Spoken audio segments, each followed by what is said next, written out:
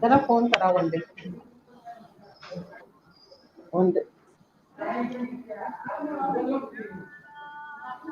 Sir आता आपण live आहे, काय अडचण नाही. लाईव्ह आहे ना? Welcome to all.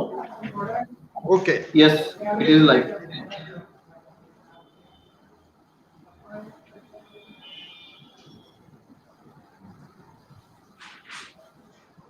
सर आपण लाईव्ह आहे आता. हा ओके. वंदे सर भाविकट्टी ग्रुपला जॉईन करा. Yes, 1 minute. Valedictory madam.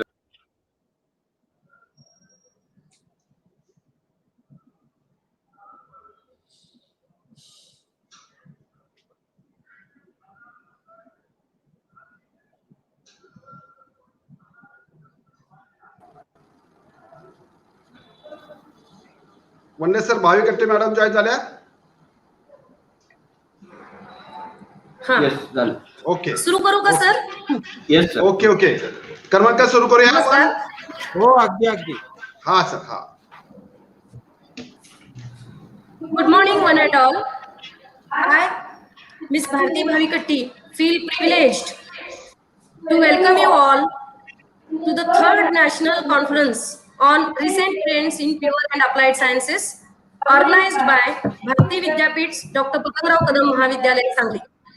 It gives me an immense pleasure to welcome the distinguished chief guest, Honorable Professor Dr. Nitin Karmalkar, Vice Chancellor, Savitribai Phule Pune University, Pune, and the President, Honorable Dr. Kadam, Regional Director, Bharati Vidyapeeth, Pune.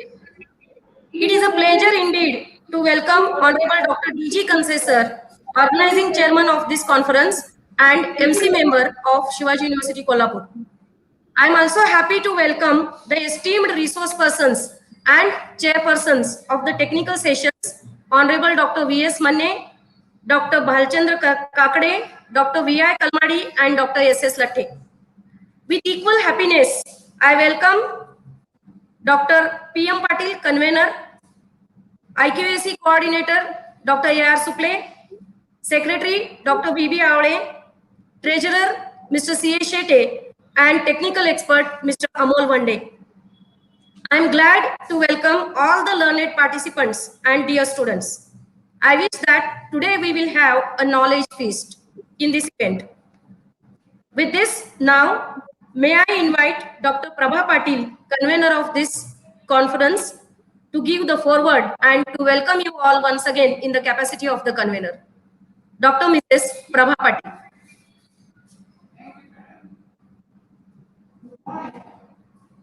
Unmute madam तुम्ही unmute करा. Good morning. It is my great pleasure and honor to welcome you all at the inaugural ceremony of Third National Conference on Recent Trends in Pure and Applied Sciences, organized by Internal Quality Assurance Cell of Dr. Patangrao Kadam Mahavidyalaya. Today we have with us most eminent personality, Honorable Dr. Nitin Karmalkar, Vice Chancellor, Savitribai Phule Pune University, as a chief guest of inaugural function. Also, we have with us Honorable Dr. H.M. Kadam, Regional Director, Bharati Vidyapeeth, Pune, as the President of the inaugural function. Our Principal Organizing Chairperson, Honorable Dr. D.G. Kanse, Member of Management Council, Resource Person Dr. V.S. Manne, Professor and Head Department of Zoology, Shivaji University, Kolhapur, Resource Person Dr. B.A. Kakade, Associate Professor, SRM Research Institute, Chennai, Chairperson Dr. Mrs. V.I. Kalmadi, Head Department of Zoology, YC College, Karat, Chairperson Dr. S.S. Latte, Department of Physics, Rajaram College, Zar, IQAC Coordinator Dr. A.R. Suple, Arts Commerce Faculty in Charge, T.R. Sawant, sir, all participants from various colleges, my colleagues and friends. I welcome you all at Third National Conference on Recent Trends in Pure and Applied Sciences. The conference aims to bring together leading academic scientists, researchers, and research scholars to exchange and share their experiences, research results. It also provides an interdisciplinary platform for the research and educators to present and discuss the most innovations, trends, and concerns, as well as practical challenges encountered. So, the theme of the conference is to discuss the recent trends, sciences for betterment of human being. For the inaugural function of this conference, we have with us Chief Guest Honorable Dr. Nitin Karmalkar, Vice Chancellor Savitribai Phule Pune University. On behalf of Dr. Patangrao Kadam Mahavidyalaya, I welcome you, sir. I also welcome President of the inaugural function, Dr. H.M. Kadam, sir. I would like to welcome our Principal Organizing Chairman, Principal Dr. D.G. Kanse, Member of Management Council. The conference program will feature inaugural address of Honorable Vice Chancellor Dr. Nitin Kalmalkar, followed by two sessions. Session 1, Resource Person Dr. V.S. Manne, Professor and Head Department of Zoology, Shivaji University, Kolhapur. A chairperson of this session is Dr. Mrs. V.I. Kalmade, Head Department of Zoology, YC College, Karan. Session 2, Research Person Dr. B.A. Kakade, Associate Professor, SRM Research Institute, Chennai. Chairperson of this session is Dr. S.S. Lecce, Department of Physics, Rajaram College. I welcome all research person, chairperson. I would like to welcome all participants from bottom of my heart. I hope fruitful and knowledgeable sessions over the entire day will be beneficial to all of you. Thank you. Thank you very much.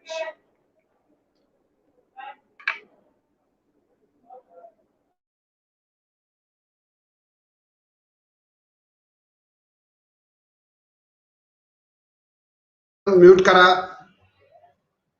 भाविकट्टी madam mute करा. भाविकट्टी madam mute करा. हे mute करा.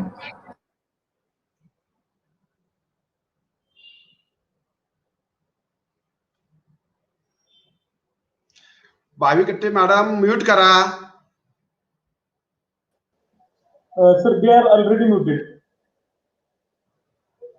Can you hear me? Okay. Thank you, madam. Okay. Over the years, Bharati Vidyapeeth has emerged as a premier institute providing quality education to rural and urban students. We are proud to be associated with Bharati Vidyapeeth. Now, I request Honorable Principal Dr. D.G. Kanse to introduce our parent institute and to brief the achievements of Dr. Patangrao Kadam Mahavidyalaya Sangli, the organizing college. Dr. D.G. Kanse. Good morning, one and all. The chief guest of the today's inaugural function of recent trends in pure and applied science, and the Vice Chancellor of the Savitribai Phule Pune University, Pune, Honorable Dr. Nitin Karmalkar, sir, the President of the today's function and Regional Director of the Bharati Vidyapeeth, Honorable Dr. H.M. Kadam, sir, Convener of this conference, Dr. Mrs. Prabha Patil, Madam, resource persons, Dr. Manne, Dr. Kakade, coordinator of this conference, Dr. A.R. Suple, in charge of Commerce Faculty, Arts Faculty, Dr. T.R. Sawan, sir, faculty members, dear participants and friends. As the principal of this college, it is my great honor and privilege to welcome you all to Bharati Vidyapeeth Dr. Patangrao Kadam Mahavidyalaya Sangli. I am very happy here today. We have among us Honorable Dr. Nitin Karmalkar, sir, the Vice Chancellor of the prestigious Savitribai Phule Pune University, Pune. He was acting Vice Chancellor of the Punya Slok Ahilyadevi Holkar Solapur University, Solapur, and also our Shivaji University, Kolhapur. Now he is working as an acting Vice Chancellor of Maharashtra University of Health Science, Nasik. He was former head of the Department of Environmental Science and Geology of the Pune University. He started his career as a professor in geology at Savitribai Phule Pune University. He has been working as a chairman and member of various committees of the state and central government in the field of higher education. Besides all, he always guides me, always helps me, and motivates me. He's a very simple person. I take this opportunity to acknowledge his presence over here with great respect. Sir, due to COVID-19 pandemic period, we are conducting this conference on virtual mode. But after the pandemic period is over, I would like to invite you to our college. The president of today's inaugural function, Honorable Dr. H.M. Kadam, he is the regional director of Bharati Vidyapeeth, Sangli. He has also been working as a principal of Bharati Vidyapeeth Institute of Pharmacy, Pune. He always helps us, cooperates us, motivates us for organization of such events. I welcome you, sir. I welcome all the resource persons, participants, and all of you for this national conference on recent trends in pure and applied science 2021. Friends, let me express briefly about Bharati Vidyapeeth. Bharati Vidyapeeth was established on 10th May 1964 by Honorable Dr. Patangrao Kadam Sahib with wider objective of social transformation through dynamic education. It was a small beginning by conducting examinations for school-going children in the tough subjects like English and mathematics. Slowly, it gathered momentum and turned into higher education in 1978. Presently, Bharati Vidyapeeth has more than 180 educational units of different kinds, catering the needs of the students from KG to PG in almost all kinds of the disciplines, including research institute. The dream of our beloved founder, Honorable Dr. Patangrao Kadam Sahib, came into existence on 26 April 1996 when the University Grants Commission gave the status of the university to Bharati Vidyapeeth. All this is due to the tireless efforts of Honorable Dr. Patangrao Kadam, who is the founder and lifetime chancellor of our multi-faculty and multi-campus university. This is also possible due to the present chancellor, Honorable Dr. Shivajirao Kadam sir, and the secretary, Honorable Dr. Vishwajit Kadam sir. The main focus of the Bharati Vidyapeeth and Bharati Vidyapeeth deemed university is the all-round development of the students and their academic excellence. Friends, Dr. Patangrao Kadam Mahavidyalaya is one of the branches of the Bharati Vidyapeeth. It was established in 1985 and it is situated on the holy bank of the Krishna River in the close vicinity of the famous Sangli city. It is affiliated to Shivaji University Kolhapur and has been awarded recently in the third cycle with B++ grade and 2.96 CGPA from National Assessment and Accreditation Council, Bangalore. It has been also honored with a special award for National Service Scheme by the government of Maharashtra. Besides, Shivaji University has given the status of lead college to Dr. Patangrao Kadam Mahavidyalaya. We have PhD programs in chemistry, microbiology, Hindi. University Grants Commission has sanctioned 3 skill-oriented diploma courses under the community college scheme to our college. Our college has received funding from Department of Science and Technology under the FIS scheme. Some of the students from our college are the rank holders at the examinations of the Shivaji University, Kolhapur. Some others have won the number of medals in the national and international levels by participating in the sports competitions. Friends, I would like to share with you that every year our college organizes various knowledge events and related activities. Even during this lockdown period of the COVID-19 pandemic, we have successfully organized 10 webinars, training programs, and the faculty development programs for teaching and non-teaching faculties. We have also conducted recently 7 online teachers training workshop on new syllabus, changed syllabus of the various subjects sponsored by Shivaji University Kolhapur. Today's conference is a part of these online activities.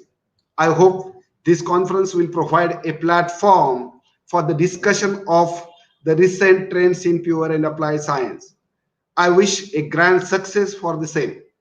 Once again, I welcome you all on behalf of Bharati Vidyapeeth's Dr. Patangrao Kadam Mahavidyalaya. Thank you. Thank you very much. Thank you, sir. Now we proceed to the much awaited words of wisdom from our distinguished chief guest, Honorable Dr. Nitin Karmalkar sir. Before that, although he does not need any formal information or introduction, let me introduce him in brief. Distinguished chief guest today with us is Professor Dr. Nitin Raghunath Karmalkar, Honorable Vice Chancellor, Savitribai Phule, Pune University. Professor Karmalkar, a former head of Department of Environmental Science and Department of Geology, is a well-known scientist in the field of igneous petrology. With more than 25 years of teaching and more than 30 years of research, more than 30 research publications in various national and international journals, he is actively involved in academics and research, along with constantly guiding various facets of academia, being a part of member of Board of Studies and Research and Recognition Committees for Geology and Environmental Science. Over the years, he has strongly shouldered various administrative duties, including coordinator of IQAC cell of Savitribai Phule, Pune University, member of Central Purchase Committee, member of Senate, member of Alumni Association, placement and corporate relations cell, Savitribai Phule, Pune University, Pune, etc. Professor Karmalkar has worked with various research collaborators from Australia, France, and Germany. Under his guidance, more than 20 students have completed their MSc dissertations and 4 students have completed their PhD. He is actively involved in mentoring students for Earth Science Olympiad. He is a council member, Geological Society of India, Bengaluru, and a fellow of Maharashtra Academy of Sciences, India. In 2005, Dr. Karmalkar received Professor C. Naganna Gold Medal of the Mineralogical Society of India, Mysore, towards his contributions in the field of alkaline magmatism of the Kutch region, Gujarat. This background provides him with a blend of strong academics and research experience along with the administrative expertise. Professor Karmalkar has acted as Vice Chancellor of Solapur University, Solapur during the period of 11th December 2017 to 6th May 2018. National Assessment and Accreditation Council, Bengaluru, has nominated Professor Karmalkar as an assessor for NAC. Professor Karmalkar has been appointed as the chairman of Birbal Sahani Institute of Paleo Sciences, Lucknow, by the central government's Department of Science and Technology. In addition to this, Honorable Chairman, University Grants Commission has nominated Professor Karmalkar as a member of the Governing Board and the Governing Council of Consortium for Educational Communication, CEC, under the category of Vice Chancellor of the University having Media Center. Professor Karmalkar has been nominated by the Government of Maharashtra as the Chairman of the Steering Committee to examine, evaluate, fulfill and enhance bilateral education ties between the France and Government of Maharashtra. He has also been nominated as a member of Steering Committee on the City Resilience Strategy for Pune, supported by 100 resilient cities. Honorable Chairman, UGC has constituted an expert committee for drafting subject-specific templates for learning outcomes-based curriculum framework for the undergraduate and postgraduate level, and has composed the Committee on Geology under the chairmanship of Honorable Professor Nitin Raghunath Karmalkar, Vice Chancellor, SPPU. Under his able, proficient, and dynamic leadership, Savitribai Phule Pune University is fastly emerging as a premier institute of higher education and leading towards achieving more and more goals in national and international level. With this brief introduction, I request you, sir, to continue with the inaugural address. Dr. Nitin Karmalkar. Thank you, Bhavikatte Madam.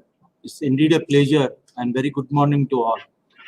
Indeed a pleasure to be with you. The feeling is coming back home. I belong to basically the same region. Done my graduation from Shivaji University. My birthplace is Sangli. So I joined very affectionately And I'm very happy that Dr. Kanse, who has been the principal of Patangrao College, has invited me to inaugurate this particular webinar, which is happening in an online mode. For today's webinar, we also have Dr. H.M. Kadam, the regional director for Bharati Vidyapeeth. The topic which is being chosen, very apt topic, and this is the third conference that we are having on this particular topic, that recent trends in pure and applied sciences.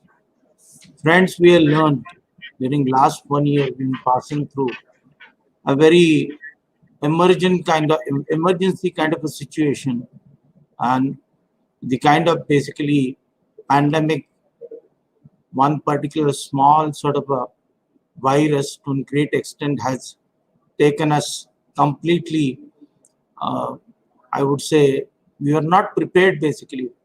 We were not aware of anything of this kind, how to deal with basically this particular virus. How do we stop with the spread of this particular virus?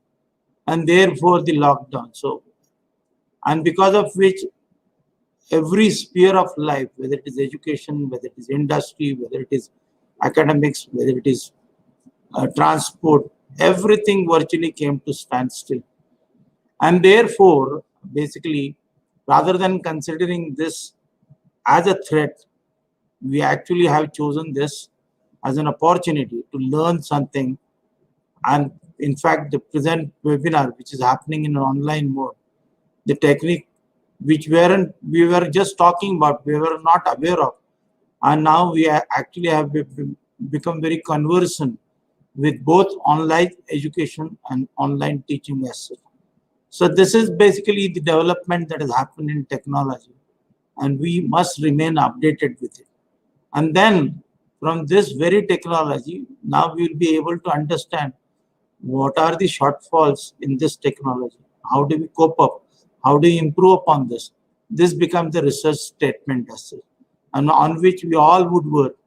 We have been talking about artificial intelligence, we have been talking about basically the proctored examination, which includes artificial intelligence and its use, machine learning,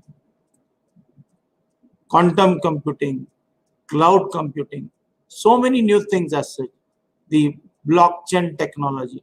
And all these new things to a great extent have come in a recent time, and this is basically is the product of the kind of research that has happened or has gone into this particular area as such. So keeping these things in mind, in fact, we have seen the recent new education policy that got accepted in the month of September by the cabinet in 2020, and we should be in position to implement it very soon, and which to a great extent emphasizes more on multidisciplinarity. All these years we have worked in silos, kept every faculty as an individual faculty, and there wasn't any hardly kind of interaction happening among the faculties as such. So this new education policy to a great extent emphasizes more on multidisciplinarity. So there has to be a strong interaction and dialogue that has to happen across the faculties as such. The new education policy also emphasizes more on liberal education. We in fact adopted choice-based credit system some time back, but we actually have not provided the kind of choice the student is expecting as such. We have kept the student more or less revolving around in the same department, making the courses, some compulsory courses and some courses as elective as such. But the very purpose, very spirit of the choice-based credit system got defeated in that. The liberal education, which to an extent a concept that has come from United States of America, we always like something that has come from foreign. In fact, we must understand the roots of the this liberal education actually lies in the ancient Vedic sciences in India. All those universities, whether it is Nalanda, Takshashila, Vikramshila, whether Kashi, all those existed for thousands of years, wherein people from across the globe used to come and learn, and wherein they never used to get joined for a particular faculty. They used to provide it basically with the glimpse of every different aspect of science, whether it is humanities, whether it is skilling, whether it is, I would say, the vocational courses, professional courses, everything. And then whatever he likes, he used to get basically the expertise in that particular arena. So this is the very concept of the liberal education, and that is to a great extent has been emphasized more in the present new education policy as such. And therefore, just to give an example, when we underwent lockdown, we actually underwent lockdown for two purposes. First of all, basically to break the chain of spreading this particular virus, which to an extent, because of the active sort of interaction, it used to get passed on. So to cut that chain, basically, the lockdown was taken. And secondly, to get ourselves medically prepared. If you remember, in the same month of last year, something around 22nd or 23rd of March, we underwent into the lockdown. The number of ventilators that were available in India were to the tune of about lakhs, not more than a lakh of ventilators. Most of them were coming from different places or coming from abroad as such. We have to import it from outside. Then the PPE, the personal protection equipment, they were not getting manufactured in India as such. Why in the first place the ventilator? Because this particular disease, which is an RNA virus to a great extent, affect our lung system. And many a time the breathlessness that gets, or rather is a product of this particular disease, wherein we have to put a patient on artificial, basically oxygenation as such, what is called as a ventilator. So with the very production of a ventilator requires not only mechanical engineering, not only electronics, not only medical sciences, but even including humanities. And therefore, unless and until basically all these faculties come together, we cannot produce or we cannot manufacture a ventilator.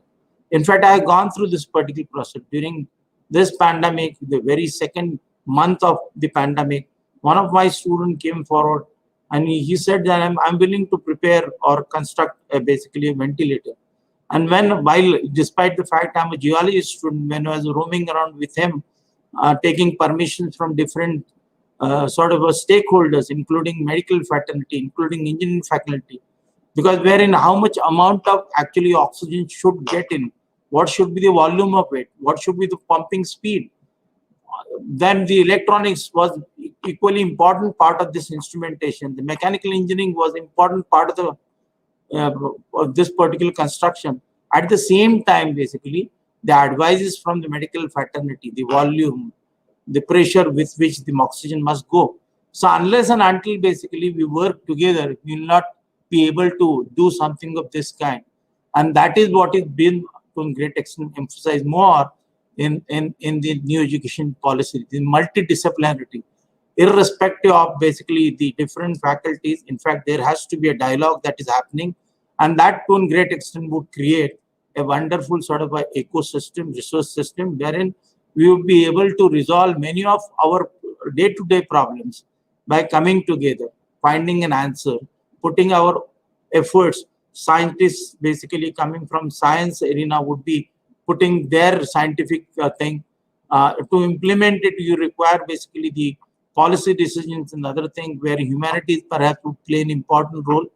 And the same basically the other two remaining faculty, whether it is engineering or whether it is, I would call it medical fraternity as such. Unfortunately, these faculties got bifurcated. They used to be part and parcel of one single university system, but now there are separate universities. But anyway, after a long time, we realized the importance of coming together and making basically things happen.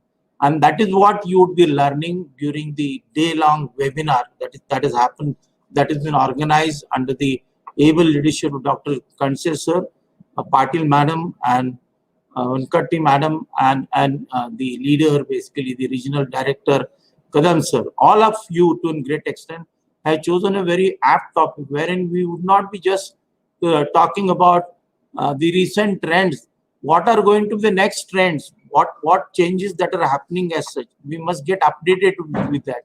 We must understand basically the gaps in the knowledge system, and based on which obviously we will work together to fill in those gaps, to resolve basically issues the mankind is facing. And that is what in fact COVID has taught us. And therefore we must actually be thankful to this pandemic situation, because although not in a physical mode but in an online mode, we have come together. People from different fraternity, different faculties, they are talking to each other. They are actually working together to resolve many of these problems that were arisen out of this pandemic system as such. And therefore, the organization of such a webinar, wherein through subject expert you would understand what are the recent changes that have occurred and what are going to be the likely changes that would be happening.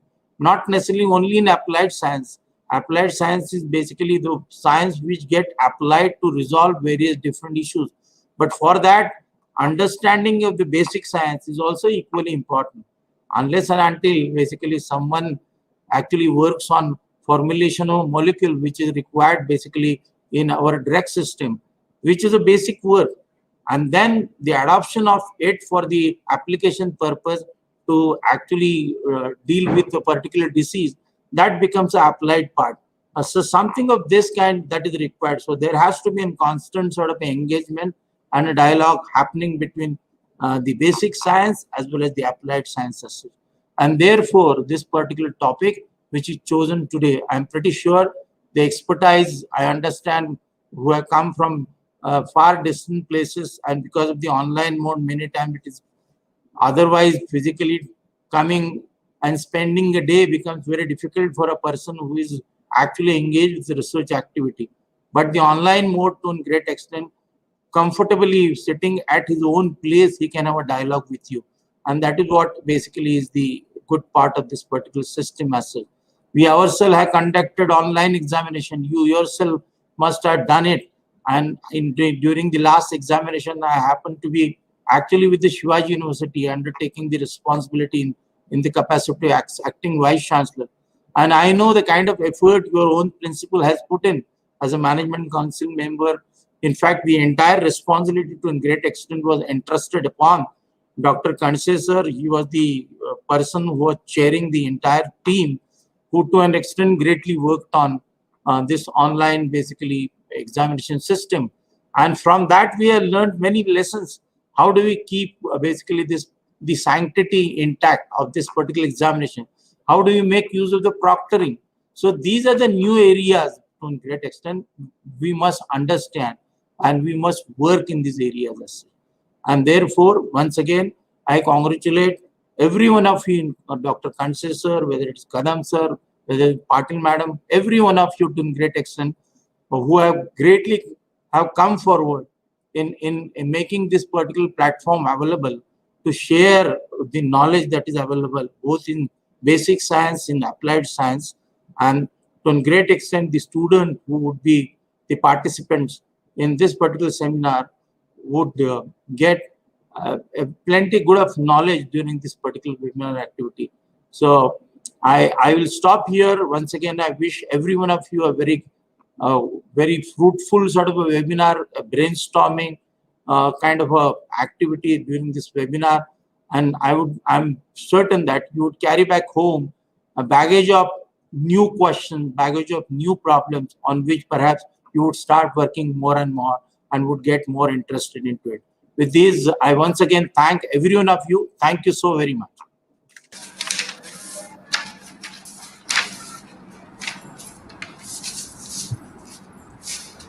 Thank you, sir. We all are really interdependent in every aspect of the life. We need teamwork to resolve many problems. COVID-19 pandemic has really produced the techno-savvy teachers, and we are learning to use the technology for teaching, learning, and evaluation. Thank you, sir, for your informative and interesting deliberation. And it will be a great pleasure for us to listen to you again in our future offline events. Thank you very much. Now, I invite Dr. V.B. Avale, sir, to deliver the vote of thanks. Dr. A.R. Suple. Dr. A.R. Suple sir to deliver the vote of thanks. Good morning, respected dignitaries present over here on online platform and participants. It is my honor and privilege to conclude the inaugural ceremony of Third National Conference on Recent Trends in Pure and Applied Sciences 2021 by extending vote of thanks to all of you present over here. We are indeed grateful to Honorable Professor Karmalkar sir, Vice Chancellor, Savitribai Phule University, Pune, for inaugurating the conference and delivering the key inaugural address. Sir, we are highly indebted to you for sparing your valuable time. We are highly encouraged by your presence and guidance. We are delighted to have amongst us President of today's function, Honorable Dr. H.M. Kadam sir, Regional Director, Bharati Vidyapeeth, Sangli. His presence has been a source of guidance and inspiration to us. We are very much thankful to you for your presence, sir. The successful organization of conference owes much to the guidance and support of our principal of college, Dr. D.G. Kansi sir, and I thank him on behalf of organizing committee for the same.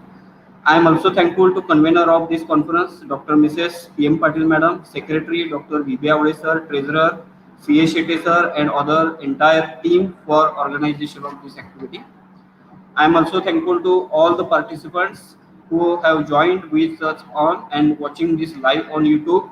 I am also thankful to Mrs. P.K. Bhaviketti Madam for doing Master of Ceremony and also Mr. Amol Vande sir for technical support. And finally, I thank all of you for your presence and support. And with the permission of chair, I declare the inaugural function is over. Over to Bhaviketti Madam. Thank you, sir. Now we are going to start the next session immediately.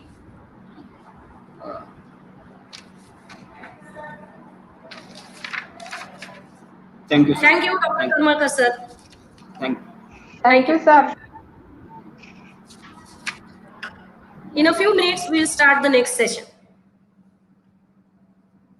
कोण आहे पुढच्या सेशनचं? चालू करें.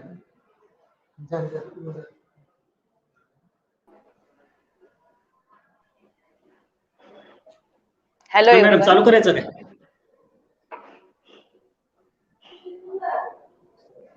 सो Patil madam चालू करायचं काय? नमस्ते. हाँ, thank you, madam. Thank you. Good morning. Good morning. हाँ.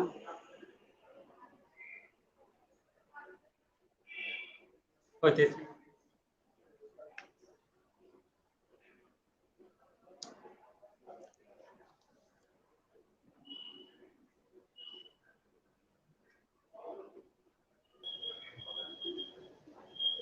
मॅडम चालू करायचं का? मॅडम दुसरे सर जॉईन झालेले नाही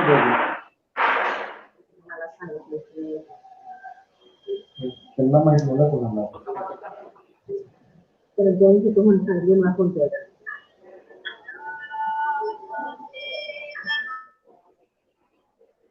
इकडे दिसते. अच्छा okay.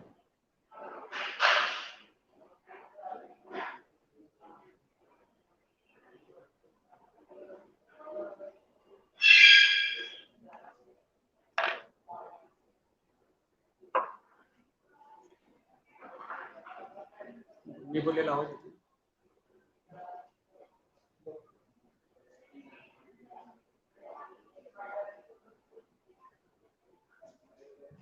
Am I audible, sir? Madam, am I audible? Yes, yes, you are audible, sir. Yes, sir, you are audible. Okay, okay. So we will start here the session number first. So for this session first, resource person Honorable Dr. V.S. Manne sir, Professor and Head Department of Zoology, Shivaji University, Kolhapur. Chairperson Dr. Mrs. Kalmade V.I., Associate Professor Zoology, Yashwantrao. Oh, okay.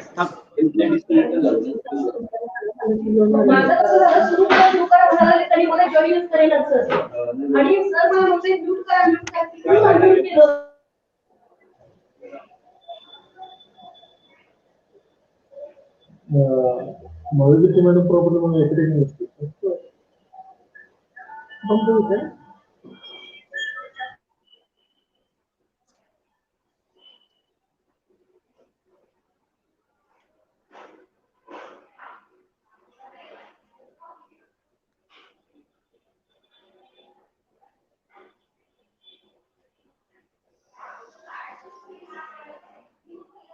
हा madam, मी आहे चालू.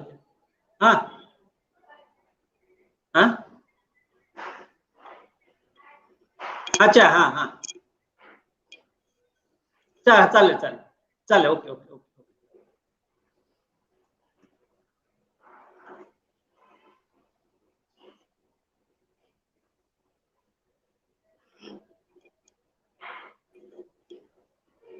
Screen share करू? Screen share करू? Madam screen share करू? आवडे sir introduction करा. नको नको sir, sir एक मिनिट. इंट्रोड्यूस कर. Mande sir, welcome. Okay. Namaste. हा मॅडम हा. स्क्रीन शेअर करू? ओके. स्क्रीन शेअर करू? नको, अजून जरा 1-2 मिनिटं आवळे सर बोलतायत. थोडा वेळ थांबा सर, ओके. 2 मिनिटं. हा. Okay okay. सर Good बोला morning सुरू sir करा. and good morning madam. So in session, okay. Good morning all of you. So in session first, I welcome all of you.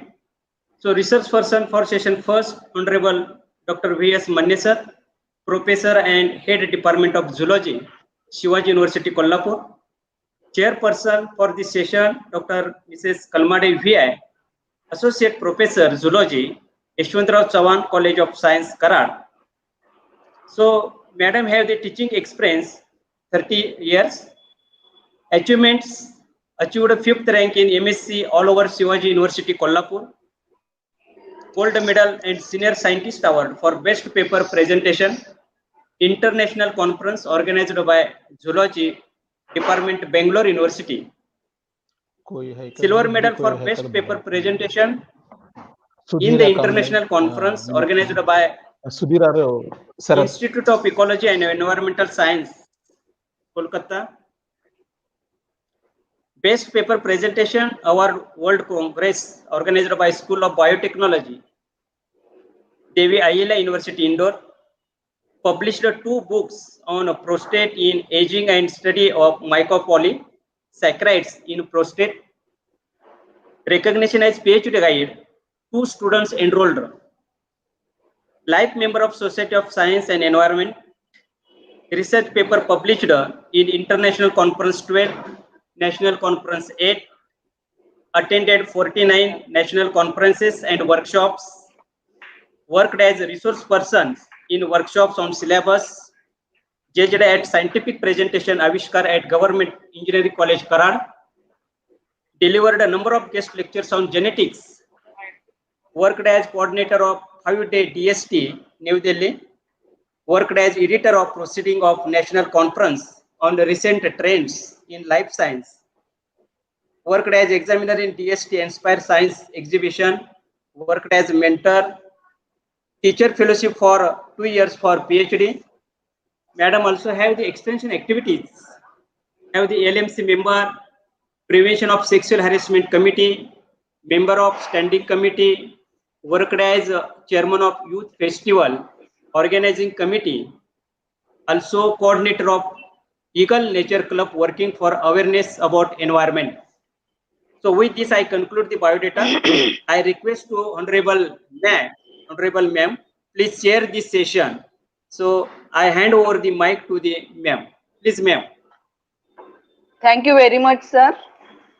Good morning, Madam. Patil madam. Okay, thank you, ma'am. Am I audible, sir? Yes, you are audible, madam. Yes, audible, sir. Good morning, everyone. Manne sir, good morning. Patil madam, good morning. Avade sir. And Good morning. Principal good morning. Sanjay sir also, good morning.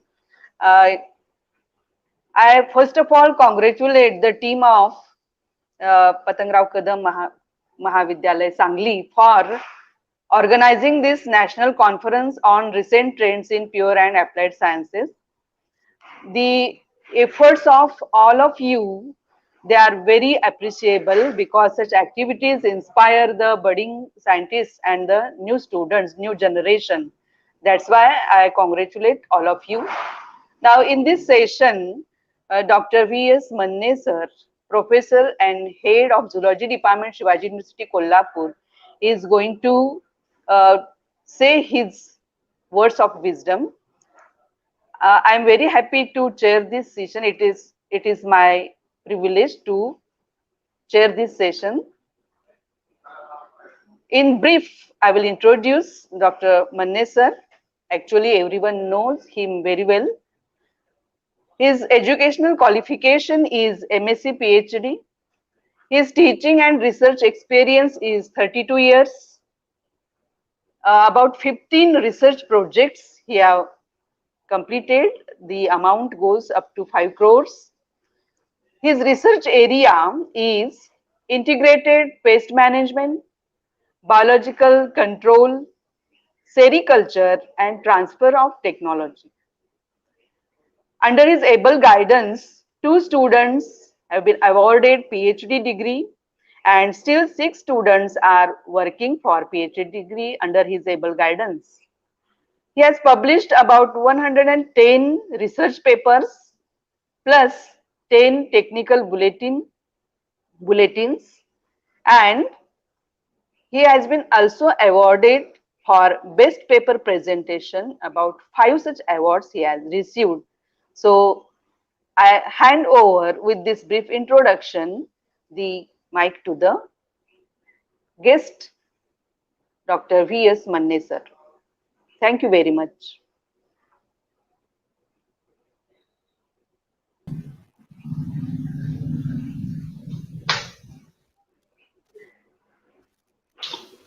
Yes, madam, I have completed. Okay. Manne sir. Yes, madam. Please Share start करू? the lecture. हाँ Yes. sir. मी share करू? करा.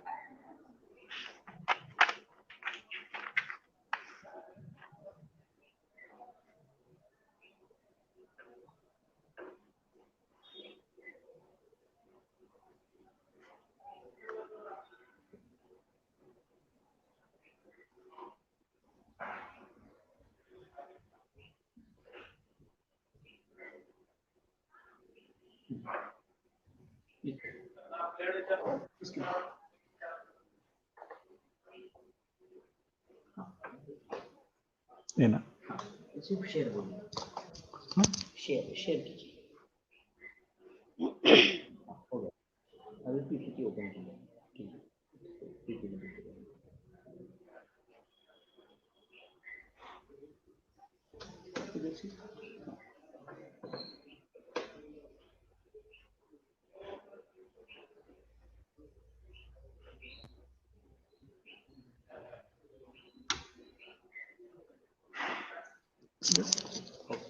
एक minute विचारतो त्यांना. Hello. Sir, presentation is live now. Madam, screen is visible to all of you? Yes, sir. Yes, Yes. visible. Very good. So, okay, thank you. So today, first of all, I would like to thank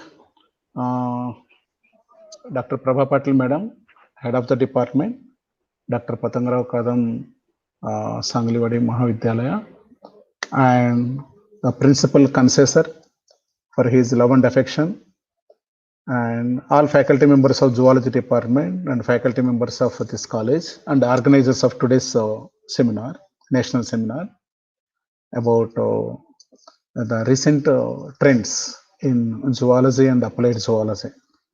So basically, as Madam has introduced, my specialization is integrated pest management under entomology. I will share with my experience where I have worked as a scientist, a senior scientist for 23 years in Central Silk Board at Central Sericulture Research and Training Institute, Berhampur, West Bengal. So this institute is under Central Silk Board, Ministry of Textiles, Government of India. So there I worked from 1992 up to 2014 before joining in Shivaji University at the Department of Zoology.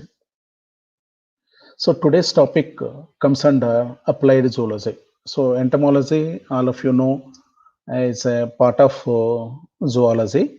And in entomology, again, there are several basic and fundamental entomology and applied entomology. So my topic is on applied entomology. So how the insects that are bothering or that are helping us in day-to-day life are going to discussed with in this today's topic. So the main theme of today's is how to develop a IPM model for whitefly. So whitefly is a major pest. All you might have heard. You name any vegetable crop, say for brinjal, tomato, potato, any crop, bhindi, any crop, there will be whitefly will be there. So and in cotton and tobacco, it is a dangerous pest. It causes the heavy losses every year. So the main focus is on whitefly. So the whitefly it sucks the juice from the leaves so that the leaves cannot maintain the nutritive value. And once the nutrition is not there in the leaves, ultimately that will be resulting in flowering, fruiting, and ultimately farmers will be incurring huge amount of losses. So this whitefly, as it is a dangerous pest, previously farmers only used to apply insecticides repeatedly. So due to this reason, several species of whitefly have developed resistance for insecticide, chemical insecticides. So chemical control, that is not the ultimate, that is not the only alternative. So before that, whatever possible eco-friendly measures, that means that are not bothering, that are not disturbing the environment, we have to discuss and we have to develop them. And once these methods are unable to suppress, then only as a last option, we have to go for the chemical control. So chemical control should be the last option. That is the theme of integrated pest management. So this will be useful for not only for the faculty members, for the research students, especially postgraduate students and TYBS students for their project works and all. So this is the life cycle of silkworm. I'm not going to go into detail of this thing. So for this silkworm, the initial stage of the rearing, that is young age silkworm rearing, is very crucial. So during this time, the leaf should be very much juicy. That means it should be water content should be very much higher. But because of this whitefly infestation, the leaves becomes dry. Because once the leaves becomes dry and there are no nutritive parameters are not there, sufficient parameters are not there, silkworms will become very weak from the beginning itself. So for these silkworms, generally we provide very finely chopped or finely cut tender leaves that will be having very 90% leaf juice or 90% of water in that one. During the late stages also, there should be sufficient amount of moisture should be there and nutritive parameters will be there. Then only the silkworm will be able to. So a garden without any disease, without any pest, we have to maintain a ideal chalky means engaged silkworm and latest silkworms very healthy condition.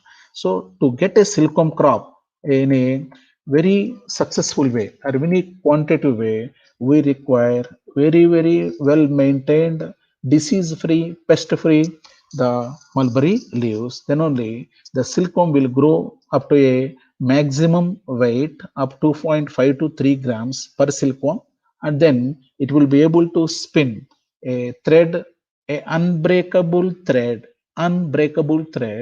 measuring 2 to 2.5 kilometers. 2 to 2.5 kilometers, single thread. The thread should be single.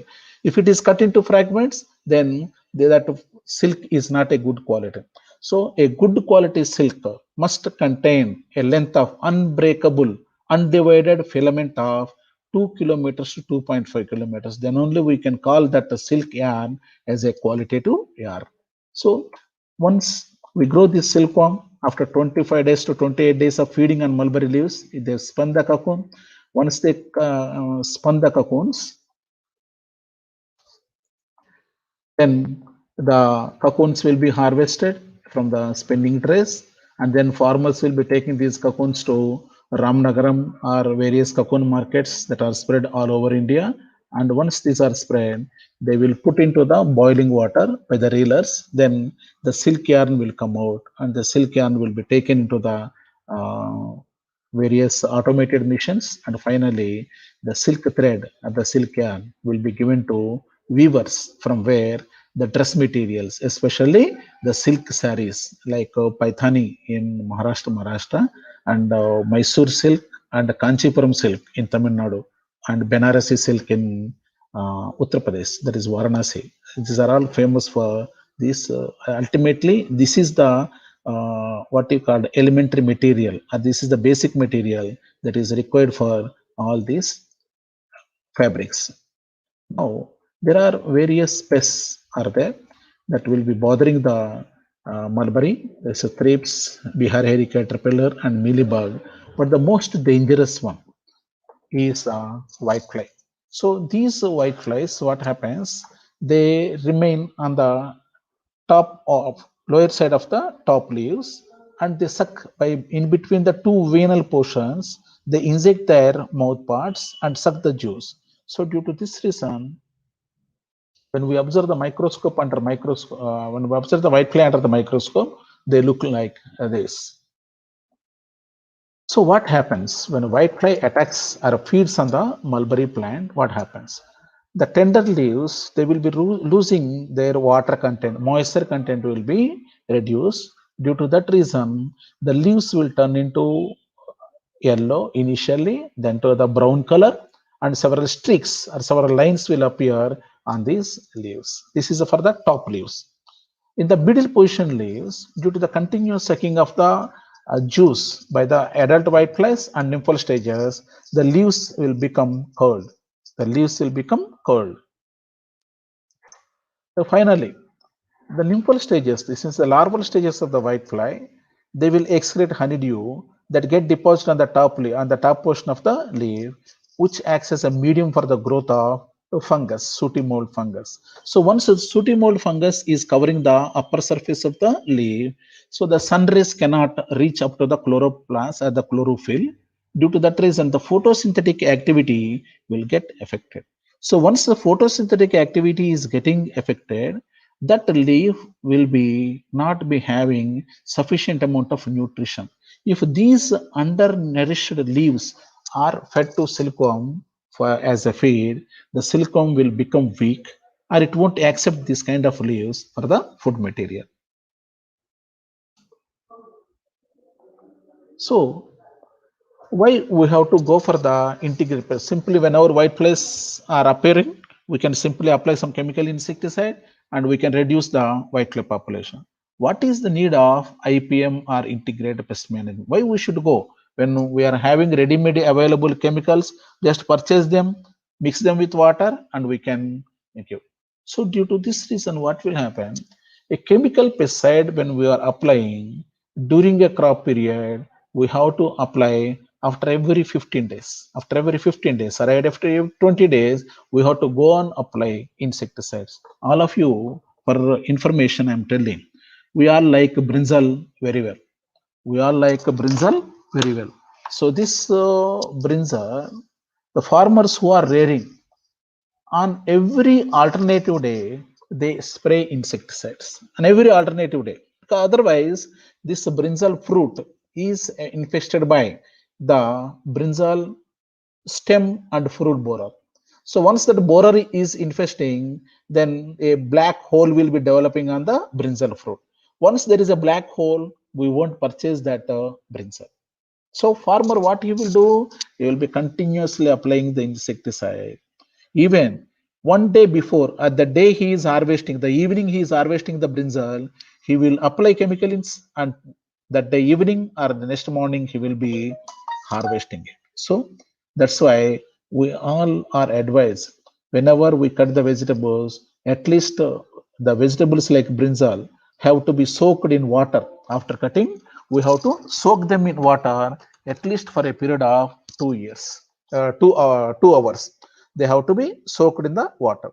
So once they get soaked in the water, what will happen? Continuously, because as they soak in the water, the at least a part of the chemical insecticide get dissolved in the water, and they get free. We get the brinjals free of at least little quantity of the insecticide. We are not going to remove the entire insecticide. So in integrated pest management, we are not going to use the chemical insecticides at the first chance. First, depending upon the population, we will be implementing several eco-friendly pest management measures. And when all these eco-friendly measures are effective and they are environmentally sensitive. That means they are not interfering or they are not disrupting the environment or the ecosystem. That is the integrated pest management.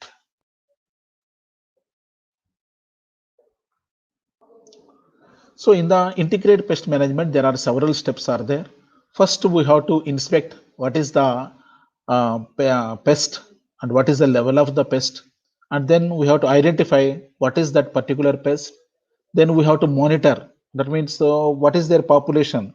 Is it the necessary to apply insecticide, or without applying the insecticide also the population, whether it will go, whether that needs any control or not. So that will be discussed in the monitoring. Then action. That means once we know that this particular population has to be thoroughly, effectively dealt with, otherwise there will be a huge loss to the farmers. At that time, we have to take various steps, starting from mechanical control measures, botanical control measures, biological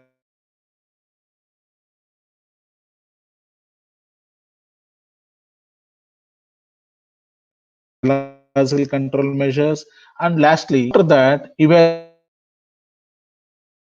we can demonstrate to the farmers, we can recommend to the farmers to apply this integrated pest management module. And this is what are the components or various stages of integrated pest management component. See, look at this gentleman. He is almost nearing 90 years of age. He is Dr. B. Vasantraj David. He is the authority of whiteflies. That means you any species of whitefly you record.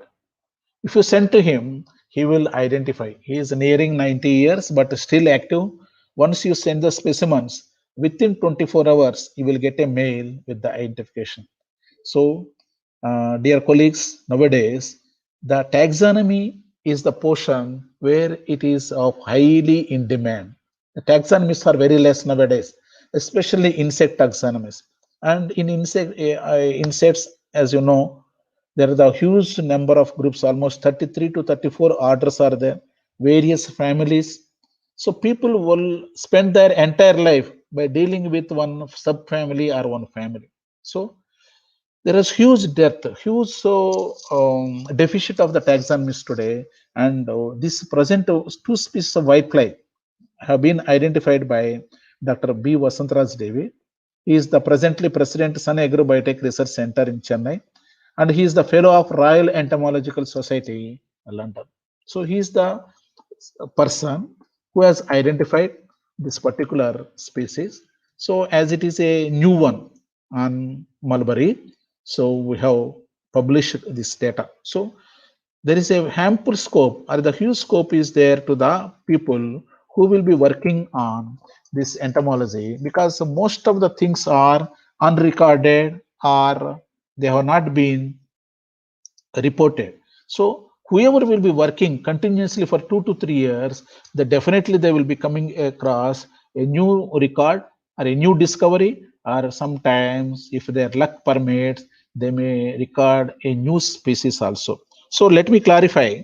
A new species means it is not a newly evolved species or newly mutated species. A species means in insects, there are only 5% of insects have been identified so far. Suppose there are 100 insects are there, only 5% of insects have been identified and their taxonomic data is made public or is made available.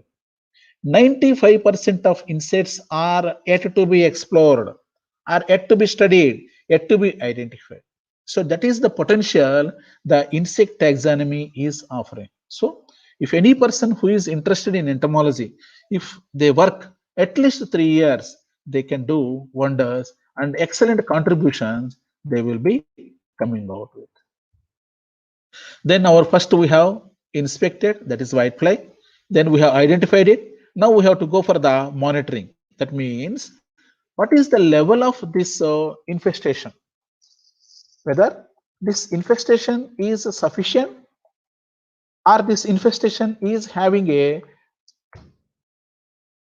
it can be ignored. The infestation can be dealt with some control measures, or it can be dealt with. So for that reason, first we have to know how the whitefly looks, how the whitefly life stages, how the eggs looks, how the nymphal, their larval stages looks, and how their natural enemies look. So wherever the whiteflies are there, we have to collect those leaves and observe under the microscope. Then we will get under the stereo binocular, normal stereo binocular microscope, we can observe such kind of eggs below the microscope on the lower surface of the leaves. So after spending in the leaves for 4 to 6 days, from them their larva in whitefly is called as a nymphal stage. So these nymphal stage will settle on the lower surface of the leaf and suck the juice from the leaves. So due to this reason, all nutritive parameters of the leaves will get depleted. These are the late instar nymphal stages. So this from this name, the adult stage comes like, the name of this particular is Dialuropora dissymppuncta. So now, as already we have discussed, because of the feeding activity, the topmost leaves, they will get deprived of the leaf moisture. They will turn into yellow color, brown color. The leaves will turn into curly. The leaves will develop sooty mold. And these are the findings are published immediately in Annals of Plant Protection Sciences. Now, once we know how the whitefly looks like and how the whitefly life stages looks like, then we have to study their seasonal incidence. We have to study their seasonal incidence. For this, the adults are situated on the top two leaves, early larvae on the middle two leaves, late larvae on the bottom two leaves. We have to, like there are 6 leaves per shoot we have to cover. 4 shoots we have to collect for plant, and 10 plants in one mulberry garden we have to collect them. So once we are collecting, it is the like this, we have to simply count how many whiteflies are there per leaf, and then how many nymphal stages are there. That means on the bottom position, on the lower side of the leaf, mature leaf, you can see there will be several bluish spots and a white colored spot are there. So just by counting them, you will get the number of larval stages of whitefly that are present on the lower surface of the leaf. So this is how we have to count the number of whiteflies on a particular mulberry plant.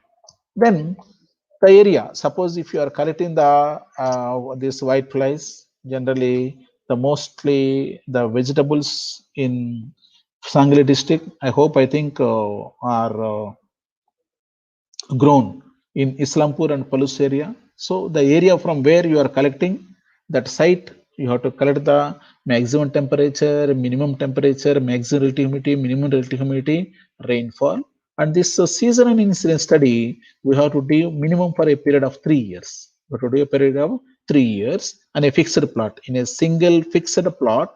And then this data we can get from the agriculture department, either from Taluka agriculture officer or Indian Meteorological Department, Pune, IMD, Pune. We will get for the whatever the taluka, whatever, not only for the district, that is Sangli district, whether it is a Palus taluka or whether it is a some other taluka where you are collecting from a vegetable garden, that place meteorological data you will be getting. So this is the area of a district. What are the talukas are there? So we have to put this your sites from where you have collected the data. Then you have to draw a diagram, the bar diagram, so that about the whitefly infestation. So the maximum infestation when it is occurring, and when is the minimum, and when the infestation is negligible. So the whitefly here in the mulberry garden under West Bengal conditions is there from July to December. That means from January to June, the whitefly is not there. So farmers need not bother. Whoever growing the brinjal or tomato or bhindi, they need not bother about whitefly from January to June. It is only during the July to December the whitefly incidence will be there. Now coming to the next one, even in the month of the July, per leaf population will be 2. So it is only during the August, it is only during the September, and it is only during the October the population is very high. That means 18 whiteflies per leaf, 45 whiteflies per leaf, that means, and 13 whiteflies per leaf. So this is the area where you have to consider. These are the months where we have to be very much cautious about the whitefly. So once we are generating the data or the study on whitefly incidents, by drawing this graph, we can advise the farmers. It is only August, September, and October. These are the months where you have to take proper precautionary measures, proper control measures for whitefly. Rest of the months, you need not bother. Even one or two whiteflies are there, they won't establish in the field. Why? Because the climatic factors that are present during the other months will not cooperate, will not favor the whitefly to multiply. Whitefly to multiply. So if you are finding whitefly during August, September, and October above 18, above 45, above 13, then only you have to worry. If you are there is no whitefly, no need to worry. But these are the 3 months where we have to observe. And the rest of the year, rest of 9 months, we need not bother. From November to June, we need not bother about whitefly in vegetable crops. So once we get the data, we have to fill it in the various talukas of the Sangli district. So the talukas where this whitefly population is maximum are causing the huge amount of loss to the farmers, we have to mark them with a red color or orange color. That means the danger zones. Where the population is there, but crop loss is not there. That means whitefly population is remaining in lower number. Whitefly population is remaining in lower number. So here you can put the yellow mark. That means we have to observe with caution. So this kind of maps are called as pest distribution maps.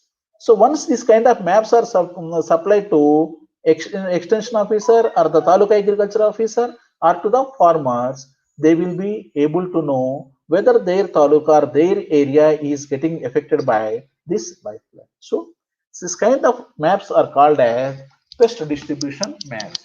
So these maps are helpful for the policymakers in order to plan, in order to formulate the effective pest management practices. So that's all the importance of pest distribution maps. So now, whatever the data we have collected, if we do the multiple regression analysis, so from that we will get an equation. We'll get an equation. So what we will learn from this equation here, the minimum temperature of previous 40 to 48 days. Suppose today is 13th of March. 42 days prior to 13th March, and the minimum temperature, average minimum temperature of 40 to 48 days of previous day are having the impact on this effect of and the incidence of whitefly. Similarly, the maximum relative humidity value of previous 6 to 12 days, that means starting from 7th of March, go back, that means 12th, that is up to 1st March. So 7th March to 1st March, whatever the maximum relative humidity is there, that average value is having an impact in whitefly population. Similarly, the minimum relative humidity and average rainfall of previous 1 day, they are having the excellent role in regulating the whitefly population. So if you fit these values in this equation, we can get on that given day or on that particular day how many whiteflies population will be there in a particular. You need not visit each and every village of Palus, each and every village of Islampur, or each and every village of the vegetable growing area. Simply by putting the meteorological data of this minimum temperature, maximum relative humidity, minimum relative humidity, and rainfall, we will get what would be the whitefly population in Palus Taluka or in Islampur Taluka. We will be getting. So this is the beauty of this study. So these equations are called as prediction equations. So from these prediction equations, we can prepare forecasting models for whitefly in Malda district of West Bengal. That means from the June month onwards, the whitefly population will be slowly rising. That's why it is in yellow color. During July, August, it is maximum. That's why we have marked them with the red color. And during September, because of the pruning after the crop, the population gets lower. And during October, November, the population will be very high. And during December, the population will be very, very minimum. So, in this way, in the mulberry fields, July, August, and October, November are the months where farmers have to need to take appropriate control measures in Malda district of West Bengal. Once November is over, starting from December up to May, for rest of 6 months, whitefly the farmers of Malda district in West Bengal need not bother. So, such kind of advisory, what we are giving is a forecasting. Generally, in the TVs, we will be hearing when the rain will be there, whether the temperature over the next 7 days will be increasing or decreasing, or whether the flood will be there, or whether the tsunami will be there for the coastal area people. Like this, here we are forecasting the whitefly incident in a particular district through this calendar. That's why it is called as forecasting calendar. Like this, you can prepare forecasting models for any kind of pest. If you work for a period of 3 years, at every week you need not visit many fields. You visit one particular field for every week, record the data and develop a data for 3 years and then correlate with abiotic factors. Then you yourself can prepare such kind of forecasting model. So from this study, there are the 2 publications in International Journal of Industrial Entomology. It's a South Korean journal. The research was published. Now, yield loss. So, okay, whitefly is coming, is well and good.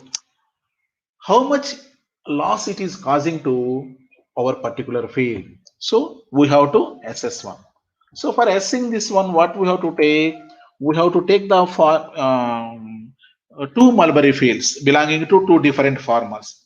In one field, we have to apply the insecticide, and in the second field, we should not apply any kind of control measures. Then, after 60 days of leaf growth, we have to take the leaf field in insecticide sprayed plot and insecticide non-sprayed plot we have to apply. So once we collect the data, so whatever the difference will be there, generally wherever we have sprayed the insecticide, there will be more leaf yield will be there, and the plot where we have not sprayed, their yield will be less. So the difference will be the amount of yield loss if you are not going to take appropriate control measures. That is the loss how the farmers are going to experience. So from these studies, it was derived that due to this whitefly, 1,630 kilograms of mulberry leaf will be lost per hectare per season. Say season means a growth period of 2 months. For 60 days period, there will be a loss of 1,630 kilograms of mulberry leaf. So generally in a season, the mulberry leaf will be generally costing 2 rupees to 2.5 paisa. That means this is the profit after reducing the all kinds of production cost. A farmer will sell it to 2 rupees to 2.5. So ultimately it will be costing 32,000 rupees. So if whitefly infestation is there in a hectare, a farmer will be losing 32,000 rupees. So if this leaf is there, a farmer would have been reared another 125 DFLs of silkworm rearing. So it is a huge amount of loss. That's why we have to we have to coin the management measures for dealing this whitefly infestation.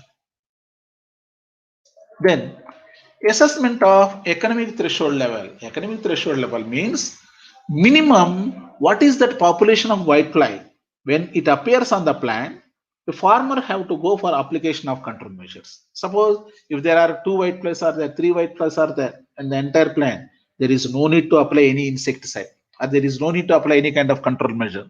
But whenever the whitefly number per plant is crossing 20, more than 20, then we have to go for application of control measures. That is what is economic threshold level. So as long as it is not crossing 20 whiteflies per plant, there is no need of application of any kind of control measure.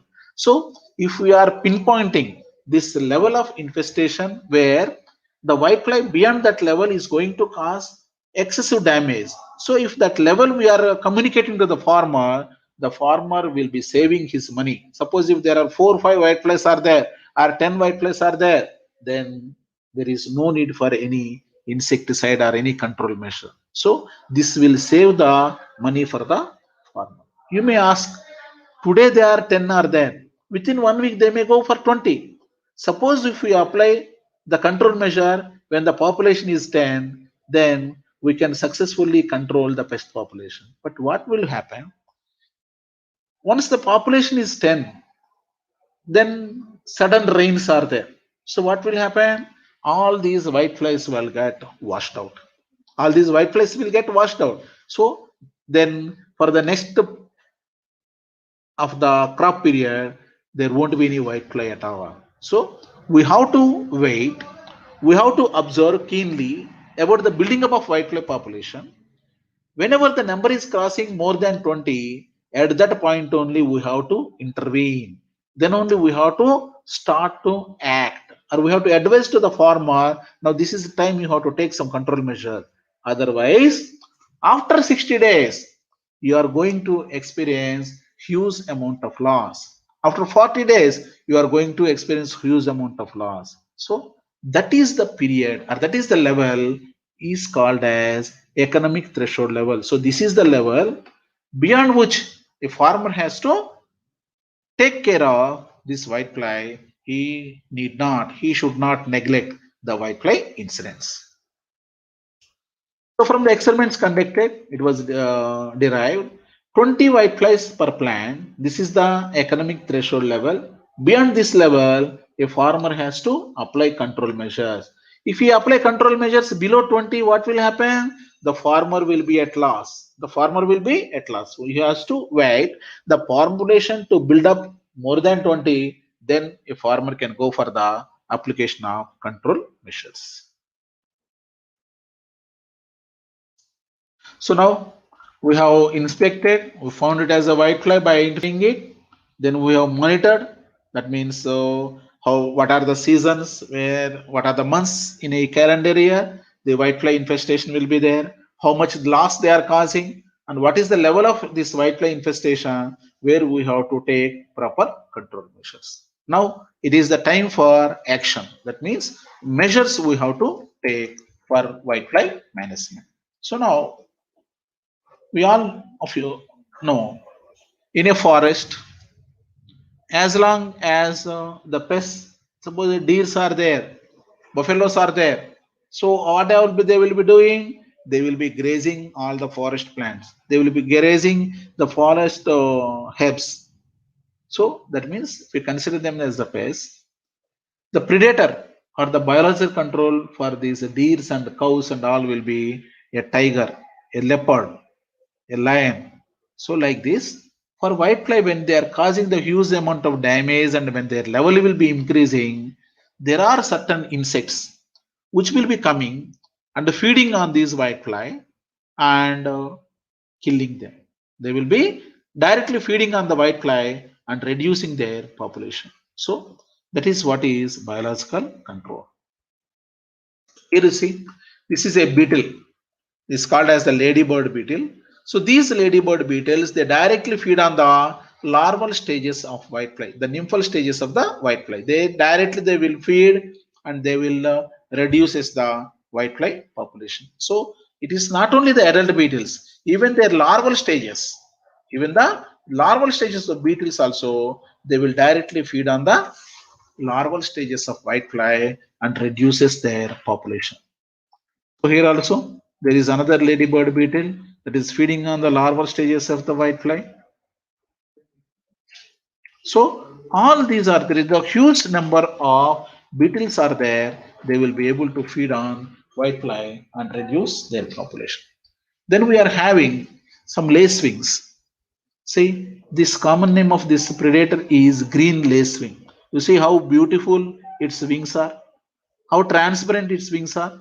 So these wings are highly transparent, and that's why this green insect is called as green lacewing. It's called as the green lacewing. So this green lacewing also directly feeds upon whitefly life stages.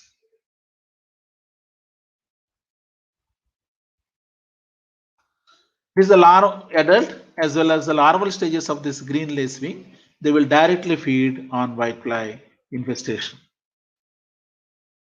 Then coming to the next predator, this is Bromidus sucheralis. So this Bromidus sucheralis predator also feeds upon the eggs and nymphal stages of the whitefly and reduces their population.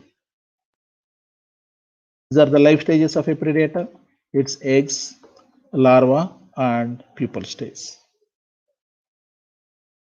Now, these predators can be multiplied by rearing pumpkins, and that pumpkin, the whitefly or mealybug can be reared.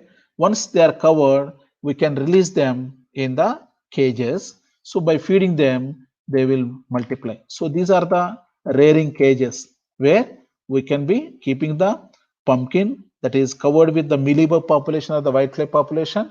And once we release these predators, within a 1 month, we will get 1000 predators. If we release 100 predators inside this cage, after 1 month, we will get 1000 predators. So this is a very easy method. And with this easy method, we can multiply predators and we can supply to the farmers. So now I would like to share to all of you the Kolhapur district administration under district promotion planning and promotion, district planning and development council DPDC. They have granted 20 lakhs rupees for multiplication of these mealybug predators and supplying to the farmers to our zoology department, Shivaji University. Similarly, 20 lakhs were given to Dr. A.D. Jadhav sir for multiplying housefly parasitoids, biocontrol agents of housefly, so that we can reduce the housefly menace without using any insecticide. So like that, for zoology department this year, we got 1 crore 34 lakhs under innovation project for various schemes that are basically on sericulture, biological control of agricultural pests, and biological control of housefly. So in this method, we will multiply and we will supply them to the farmers through agriculture department. So if you are able to release this Bromidus as a ladybird beetle, 500 pairs per acre, it will be able to suppress 25% of whitefly population. It will be able to suppress 25% of whitefly population. So this is the potential of Bromidus. So whenever you see whitefly, if it is crossing the economic threshold level, you should not get panic. You should not go directly to the chemical pesticide. Simply, you can get these predators and you can release them. These predators are eco-friendly.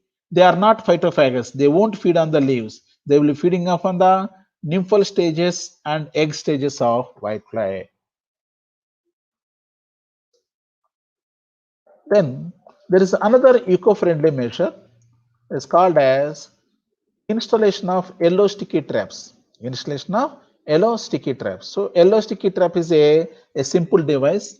We have to cut the yellow color polythene sheet by 2 feet by 1 foot, and on the both sides we have to apply gum.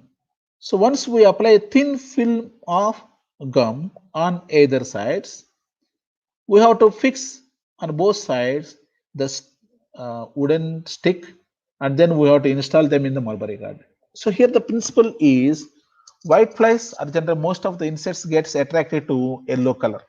So whenever they get attracted to yellow color, they will try to, when they are flying from one plant to other plant, they will try to sit on the yellow polythene sheet, and they will get entangled in this sticky material and they will get killed.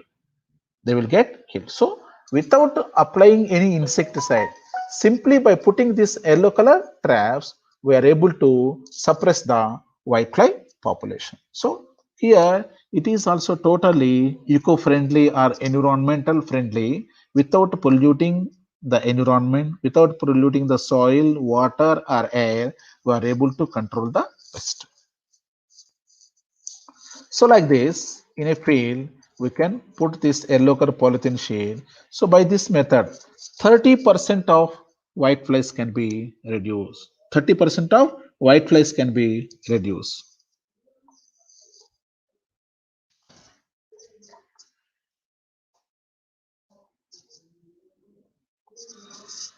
Then botanical control. So there is a neem oil is there. All of you know what is the neem oil.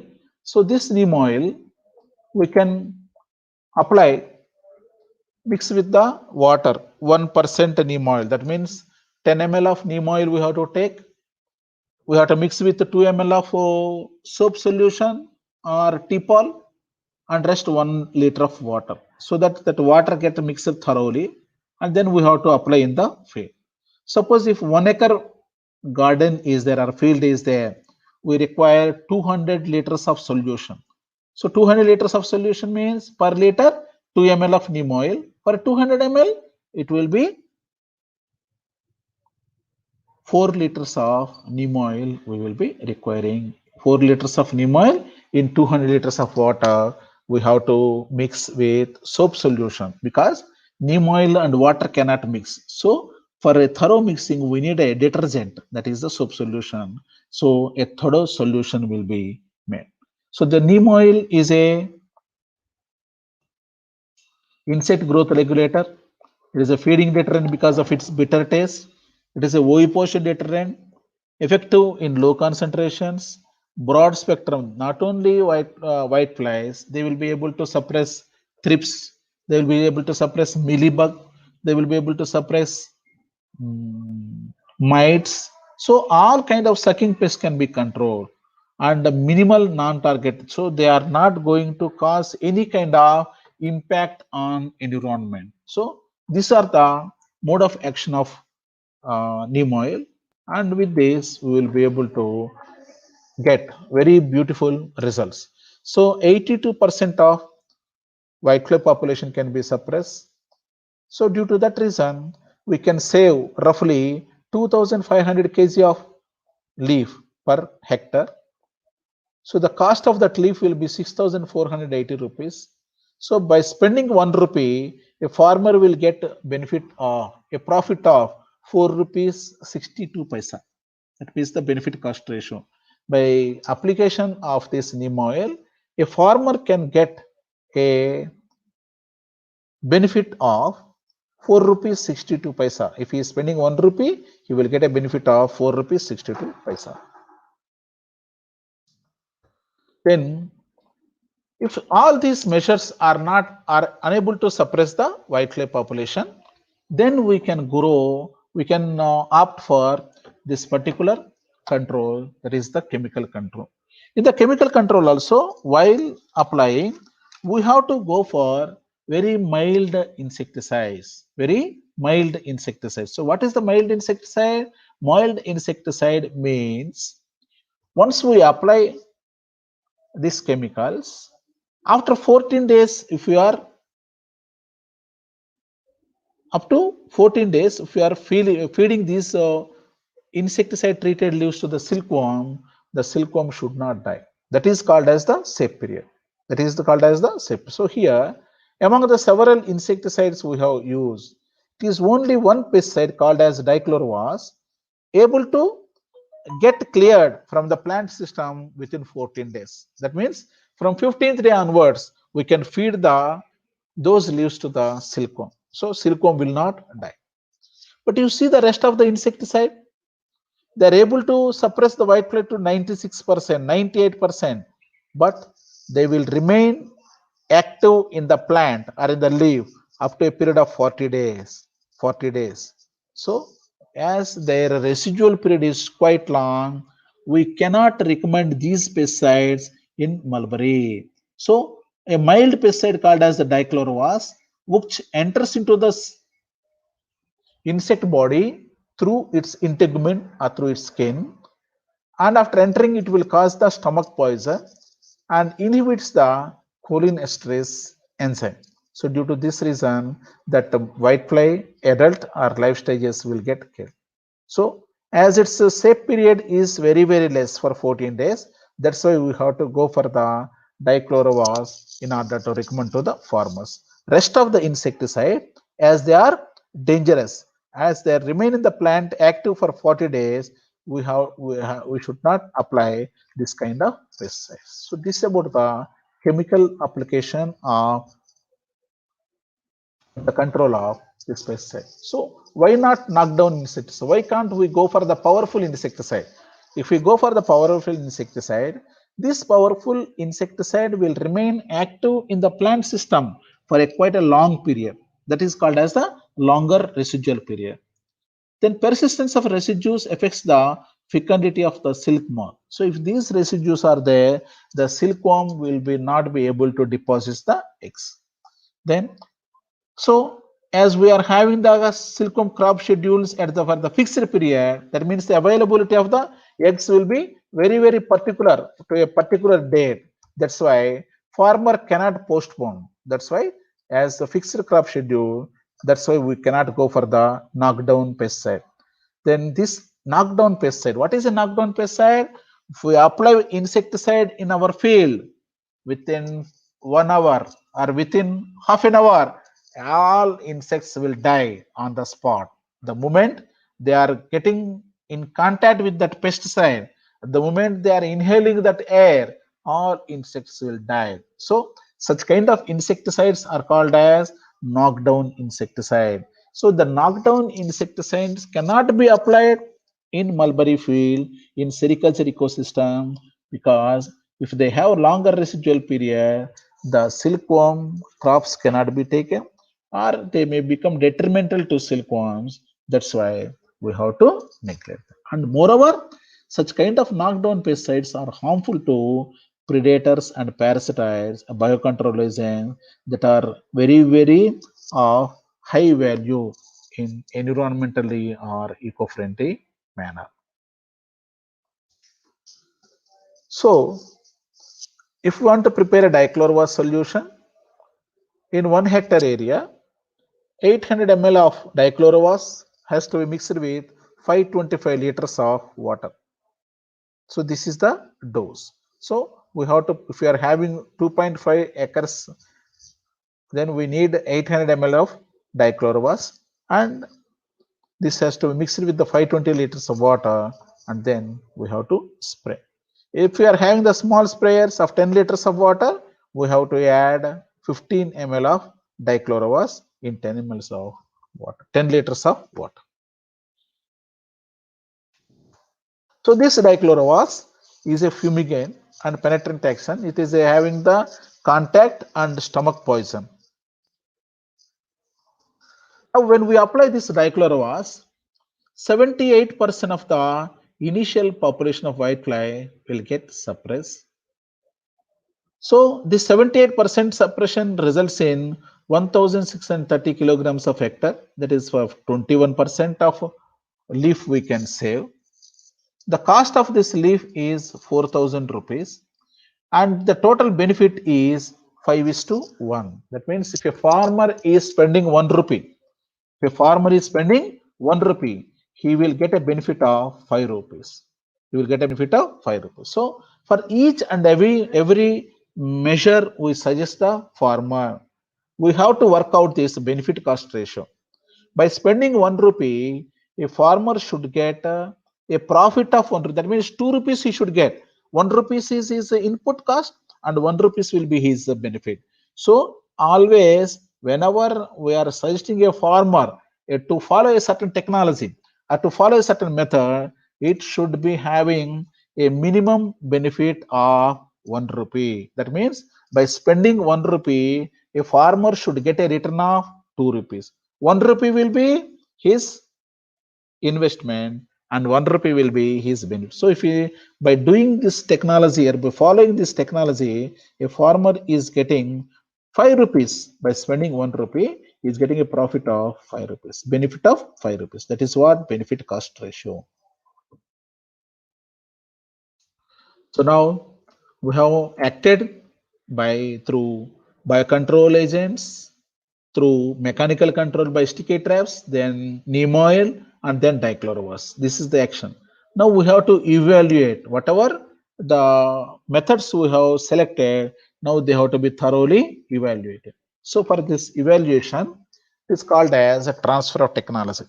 The technology what we have developed at at our institute level, at our laboratory level, now it has to be successfully reached to the farmers. So directly we cannot give the farmer, you use this technology. So once a technology or a product is developed, initially this information, by explaining this, we have to prepare a technical bulletin.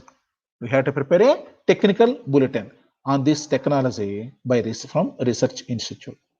Then these technical bulletins and this technology has to be communicated to State Department. So central government to State Department, this information has to be communicated. So once that information has been communicated, then we have to train, and the training program is called as trainers training program. It's called as trainers training program. See, now our colleagues, they will be attending several refresher courses, several capacity building courses, and various courses they will be attending. Why these refresher courses or short-term courses? These are the trainers training program, because once the faculty will be gaining the knowledge, once they are refreshing their knowledge, once their enhancement of the knowledge is there, they are going to train the students. Whatever the knowledge they accumulated during this refresher course and short-term courses, they will be giving that knowledge to the students. So these are called, what is called as trainers training program. Similarly, whenever a technology is developed, the extension officers of state government have to be trained, so that in turn they will be training the farmers. That's why this program is called as trainers training programs at a district level. Then with their help, this technology has to be validated at state government farms. So state government mulberry farms will be there. Wherever these farms are there, this technology has to be validated.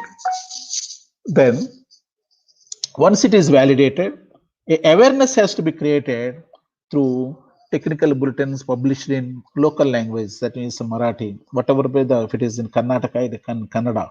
Like that, in the local language, the technical bulletins or the information brochures have to be published, and they have to be supplied to the farmer.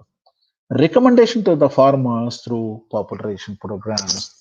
So once we recommend, then we have to conduct the large scale field trials at farmers level. So it is not that today I am telling I am find one thing in the laboratory, immediately I cannot give it to the farmer. We have to go through a certain set of guidelines, certain set of the procedures.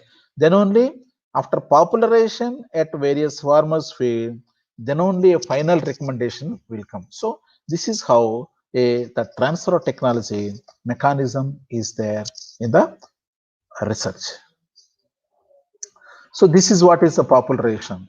So these are the farmers. In their farmers bill, this neem oil has to be spread, dichlorovas has to be spread in front of the farmers, and the farmer has to convince, yes, because of application of this neem oil or the dichlorovas, the pest population in my mulberry field has come down. It has come down. So farmer should get convinced. It is not that if you are telling you apply this one, you will get a very good control. No, they won't believe. So that's why this popularization programs have to be conducted at the farmers level. So during this course of field trials, the director of that particular institute, he is the director of my institute, Dr. S. Nirmal Kumar. He is from the central government institute director. He is the farmer. He is in his field. These yellow sticky traps were kept. This is the mulberry field. This is his rearing room, rearing house, and she is the deputy director of state sericulture. So central government director, state government deputy director, and state government assistant director, and the farmer.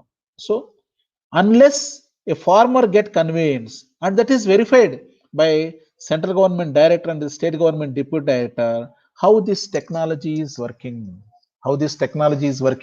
they will verify. And once this verification is done, then only they will confirm and they will supply this technology to various farmers for large scale adaptation. So I was telling about the technical bulletin. These are the technical bulletins where all details about the spray schedules and everything will be given here. So regarding forecasting, forewarning also, technical bulletins have to be prepared. So this is what is called as popularization stage. Now once we have developed thing, then it is the popularization. We have to reach it up to the farmers. So the farmers should be provided the literature. Once we provide them the literature about the botanical pesticide, about neem oil, about mechanical control by the sticky traps, then only the farmers will be controlled. So under this program of yellow sticky traps, 1200 farmers covering 300 acres in West Bengal under technology assessment and refinement program, it was validated. Similarly, due to this reason at farmers level, by spending 1 rupee, the farmers are getting a benefit of 1 rupee 37 paisa. That means the farmer got the return of 2 rupees 37 paisa. 1 rupees is investment, that's why we have to deduct it, and the benefit is 1.37. We apply the neem oil at farmer level. For every 1 rupee he spent, he got a profit of 2 rupees 2 paisa. For applying the chemical spray dichlorobas, by spending 1 rupee, a farmer got the benefit of 2 rupees 16 paisa. So we have developed the by studying their seasonal incidents in the. So now our studies have completed. We have come to the now the final stage. IPM model we have to give. What is that IPM model? We are giving a forecasting calendar to the farmers, during which months there won't be any whitefly population, that is December to May. From June onwards, slowly the population will build up, but you need not apply any biocontrol measures or any control measures. It is during the July, August and October and November, you have to take proper care. That means rest of the season, you need not bother. So first what you have to do, you have to install yellow sticky traps so that 30% of your population will be controlled. Then if you apply the release the biocontrol agents you will get from commercial insectaries present in Bangalore, Coimbatore. If you give them order by post or by courier, they will be sending. Then you release the biocontrol agent, they will be controlling the initial population. So even after applying the sticky traps, installation of the sticky traps and release of the biocontrol agent, still the population is there. You can apply the neem oil. You can apply the neem oil. Even after application of neem oil is also the population is not coming below 20, then only you have to go for the application of a mild chemical called as the dichlorobas. The trade name, chemical name is the dichlorobas, and the trade name or the commercial name is Doom. So we have this is a mild insecticide which will remain active up to 14 days. After that, we can provide these leaves for the silkworm training. So here chemical control, or we are not taking shelter under chemical control directly. First we are monitoring about the whitefly infestation, then we are controlling it by installation of yellow sticky traps, by releasing biocontrol agents, and by releasing the botanical pesticide called as the neem oil. So chemical control is not the first option, it should be the last option. It should be the last option. Before that, we have to explore the various environmental friendly control measures. So once these measures are not giving sufficient result, then only a farmer has to go as the last option to the chemical. That too, the friendly chemicals which are not harmful to the environment, which are milder in their nature, such kind of insecticides have to be prepared. So what is IPM? A single control measure cannot reduce the pest population. Not only pest or any organism we cannot eradicate. So all of you please note that a organism we cannot eradicate, we cannot control, only we can manage it. We can suppress its population to a lower level. See, since last 1 year, we are fighting with the coronavirus. We say ourselves we are very much advanced, we are very much developed. Are we able to control the coronavirus? No. So like that, coronavirus will remain as a part and parcel of our life henceforth. Just like influenza, just like malarial fever, and just like any other disease we are living with. So corona also, it will be there for the rest of the period. We cannot eradicate. Similarly, as by the nature's law, we cannot eradicate any organism. We cannot control. Only we can manage. Only we can manage. What is that management?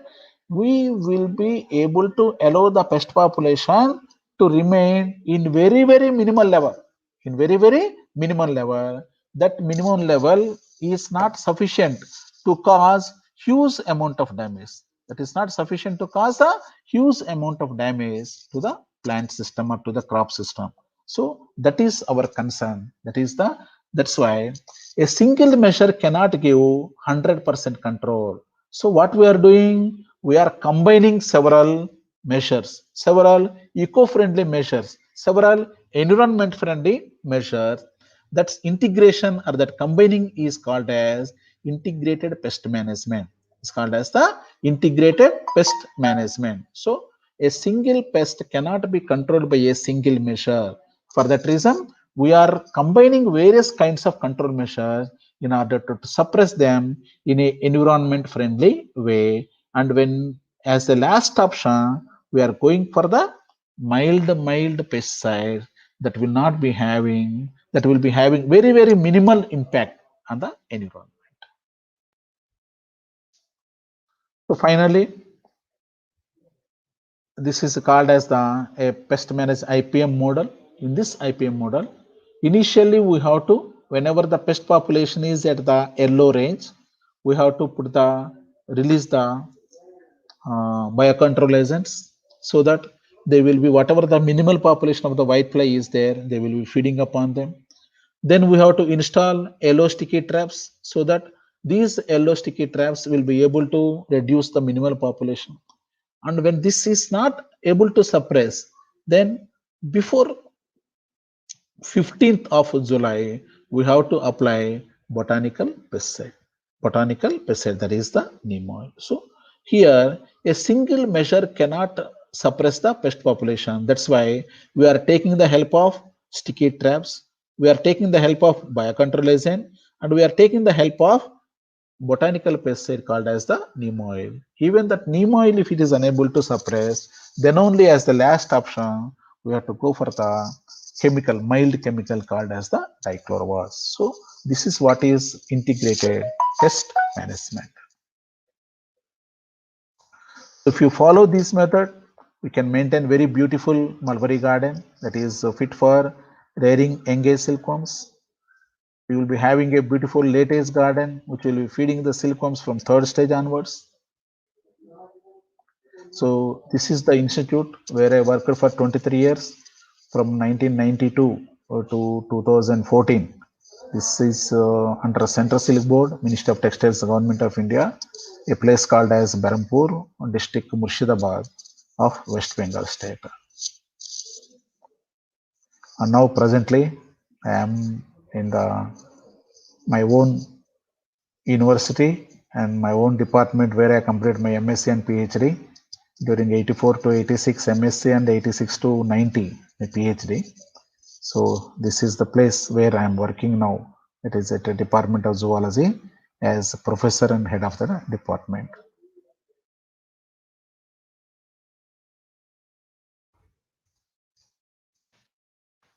So with this, I thank you, all my colleagues, and for preparation of any kind of projects in entomology, especially pest management, I am always available to all of you by my email or by my mobile phone.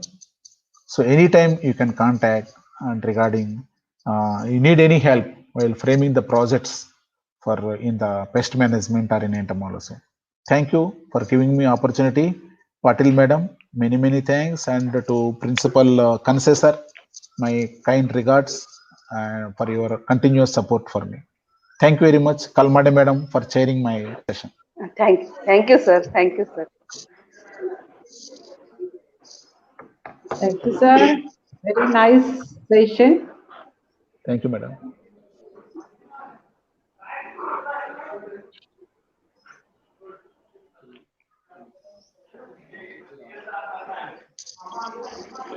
Patil Madam, can I continue? Yes, yes, madam. Dr. Manne sir, really today I have understood very well what is meant by IPM. And I really feel that IPM is the mantra not only for sericulture but for all the agriculture purposes. For farmers, it is really a mantra, IPM, and every farmer should understand the importance of IPM. Uh, Sir, you have explained in the first part the basics of sericulture and how mulberry plant should be maintained without any pest. And then you have explained about white fly, how they damage the mulberry plant and that will naturally affect on the sericulture produce. Then you have explained uh, not to use chemical pesticides. We know how they cause pollution, and that's why we should adopt the IPM system. After that, you have explained about the taxonomical study of the insects, how one can study or how one can learn to identify the insect. Then you have explained the biology of whitefly and then the weather factors for pest forecasting. And you have explained how the period of July to December is critical and the farmer should take care in this period. Then you have given the equation. I, sir, really found that it is a magical equation. That is the forecasting model or the prediction equation. Only by filling the x values, x1, 2, 3, we can get the forecasting model. It is really, I feel, sir, it is really a magical one. The equation is really a magical one. Then the assessment of leaf yield loss due to whitefly insect, how to calculate that. And then you have explained the assessment of economic threshold level. If the number of flies is not more than 20 per plant, then there is no need to worry or go to the chemical pesticides immediately. And the next part was really very fascinating, that is the how to use different pest management control measurements. In that, we have to go first of all for the biological control. And again, sir, I wonder how this ladybird beetle is useful for controlling the pest on the mulberry plant. Different species of the ladybird beetle. First time we saw that, sir, and how they are useful for controlling the pest on the mulberry plant. Then you explained the mechanical control yellow stick trap, sir. I would like to ask you one question, if you permit me, if the organizers permit me. Patil madam, can I ask Yes, one question? yes, you can. You Sure, can, madam. ma'am. Yes, sir. You explained those yellow sticky traps. Yes, madam. Are they useful for other pests also, or other insects prefer different color? Yes, madam. They are useful for thrips. They are useful for mites. They are useful for all flying insects that are causing damage to the vegetable crops and to the paddy and to the sugarcane. Wherever these sucking pests are there, all these kind of pests are attracted to yellow color.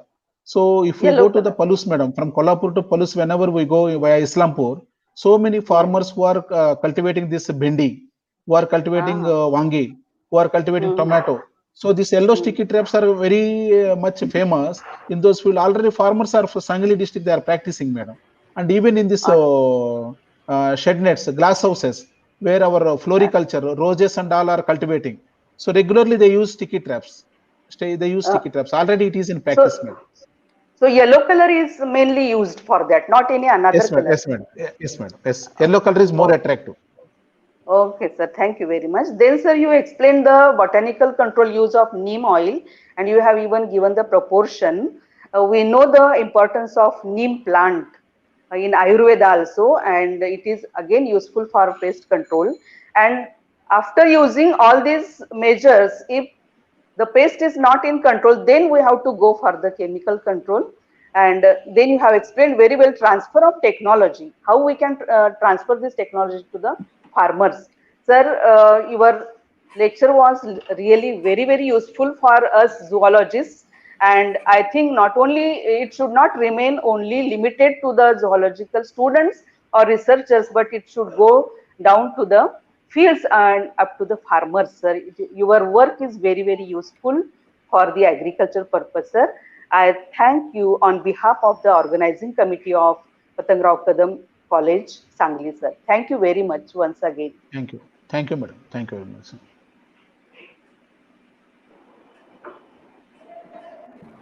A vote of thanks. Sir. Then Last thing, Patil madam, I would like to thank the organizing committee for giving me this opportunity to chair the session. Thank you very much, madam. Okay, thank you, And ma'am. principal sir also. Yes. Dhanawade, You sir. are welcome, ma'am. Dhanawade sir has not joined. Avade sir, please continue. Thank you. Avade sir, propose vote of thanks. Dhanawade sir करते. ते join झाले नाही आहेत.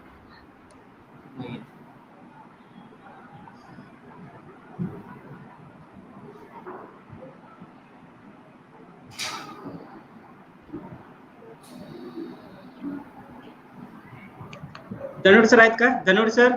धनवड sir join नाहीत sir, तुम्हीच करा. Sir तुम्हीच करा नाही तर मी करते. So on the behalf of the okay. So on the behalf of the organizing committee, I am very thankful to our resource person, Honorable Dr. V.S. Manne sir, which gives the nice information about the session. Also chair the session, Honorable Dr. Mrs. Vidyapeeth, chair very nicely this session. I am very thankful to both of you. Thank you. So this session is over. Yes, thank you. Thank you, Manne sir. Thank you, madam. Thank you. Thank you very much, madam. Okay. Thank you, sir. Thank you, madam.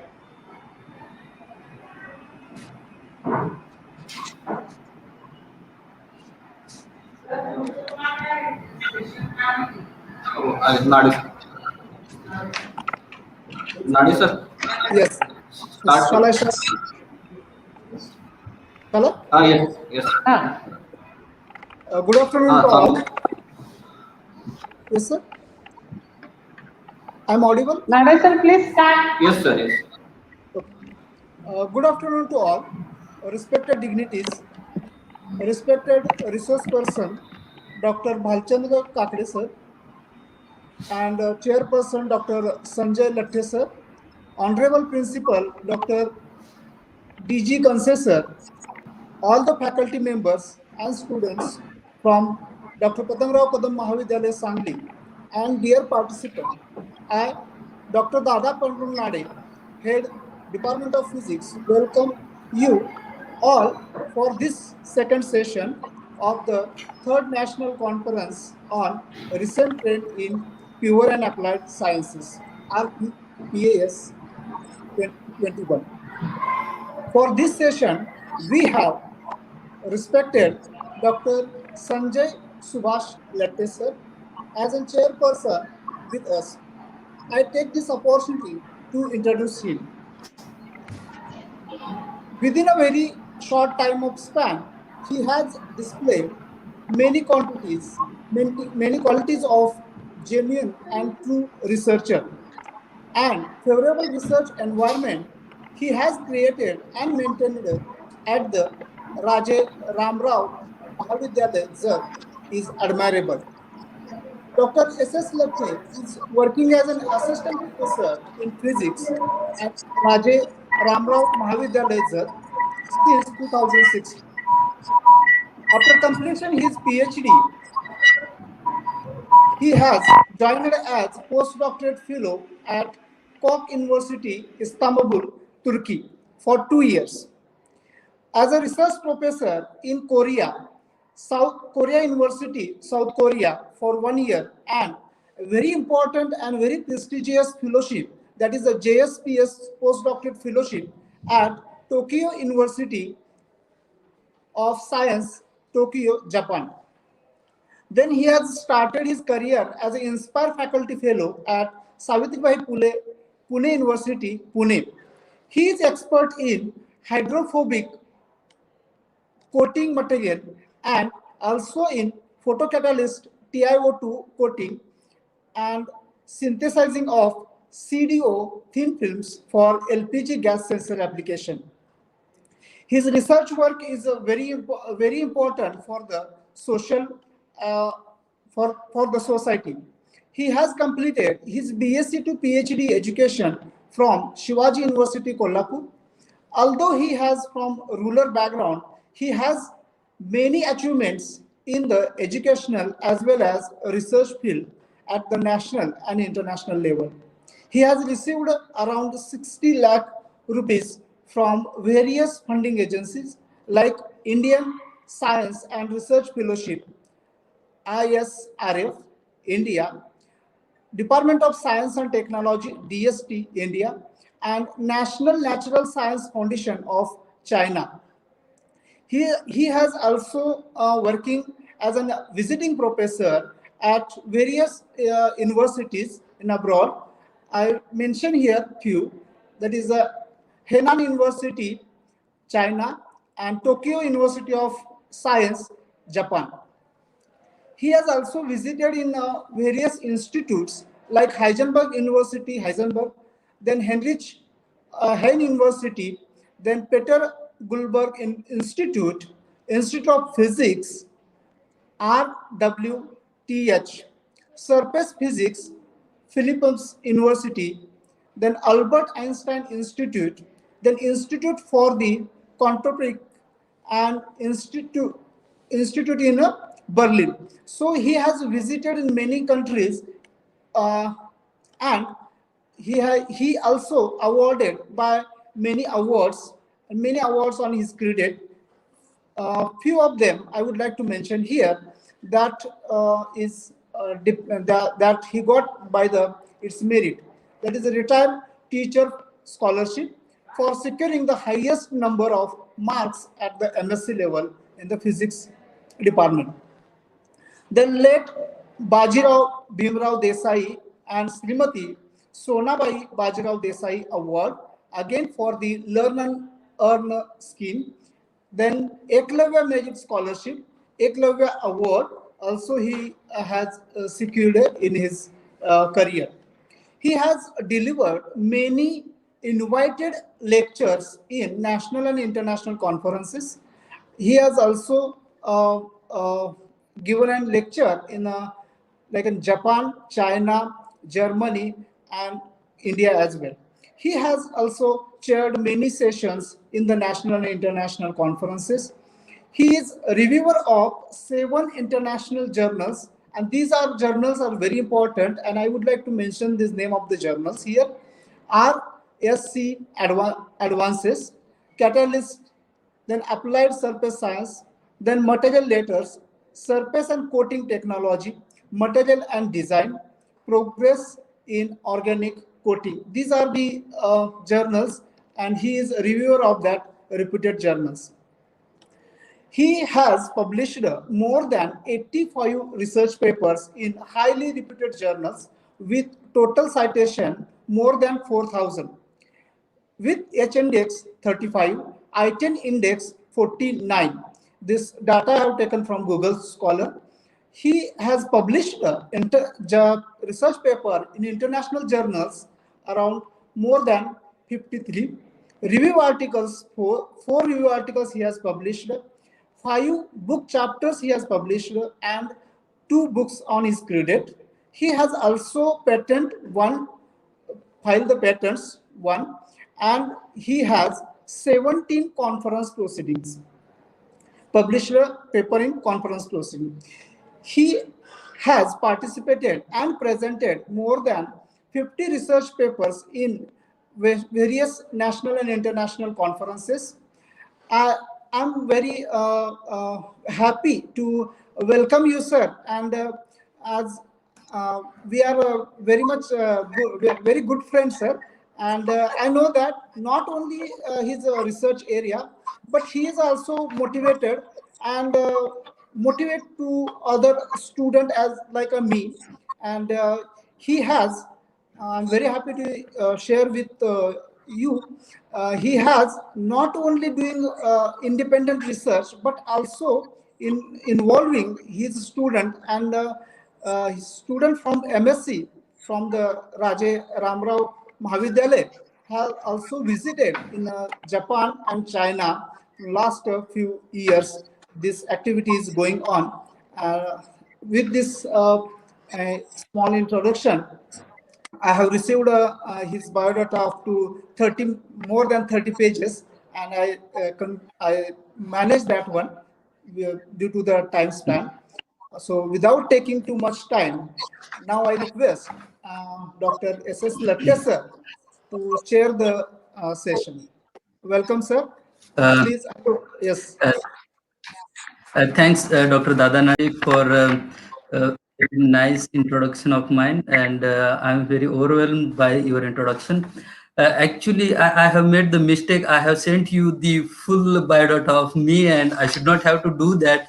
I have to give the biodata like Dr. Balchandra Kakde sir, only half-page biodata mentioning his focusing points. I'm sorry, next time I will take care. And I also thanks the organizing committee members, Dr. Amit Suple sir, Ms. Prabha Patil ma'am, and the principal of the college, Professor Kanse sir.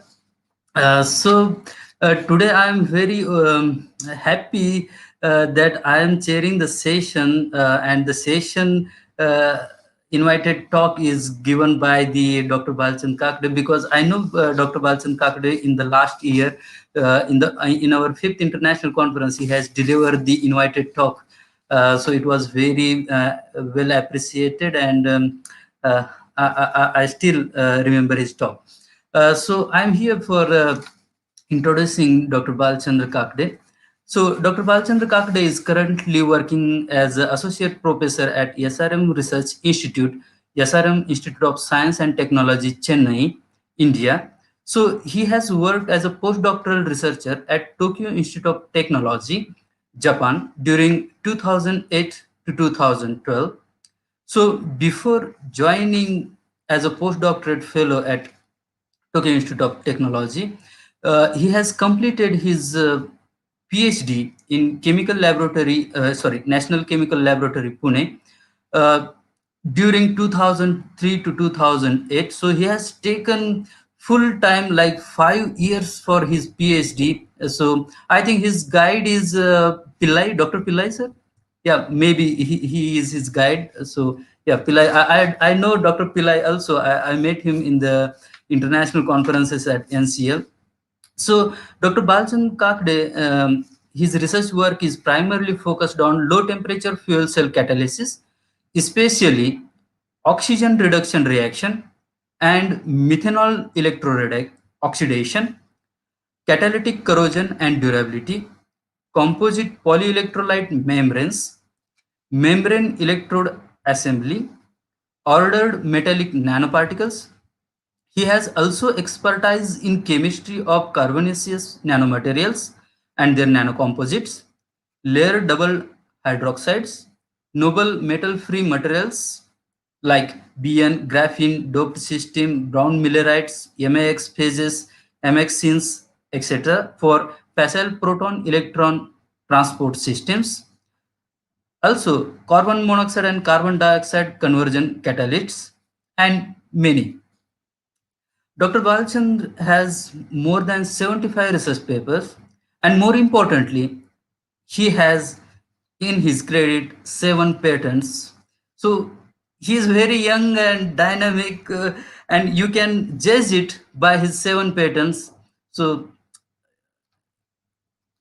yeah, it is like his passion towards the research, and that's why he could have published 75 international research papers and 7 patents. Um, Under his guidance, right now 7 PhD students are pursuing their degrees.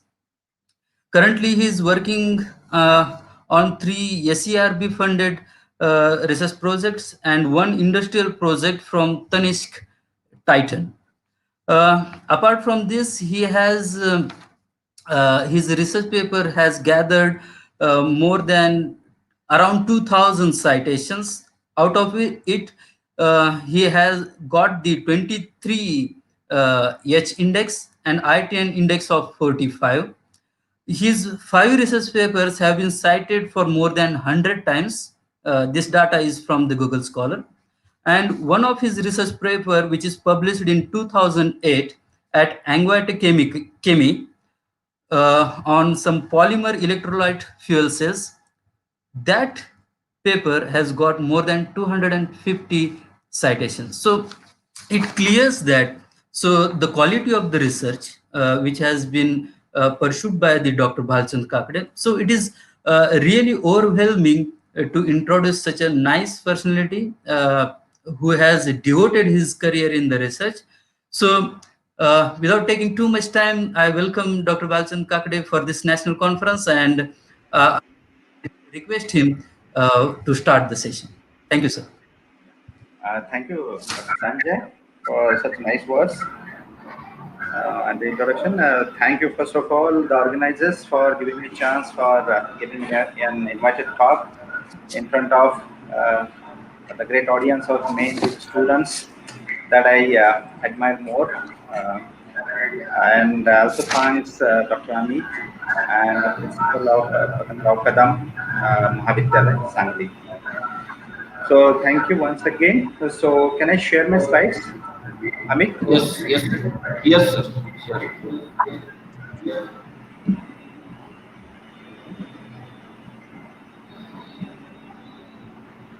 Can you see the slide? 1 minute.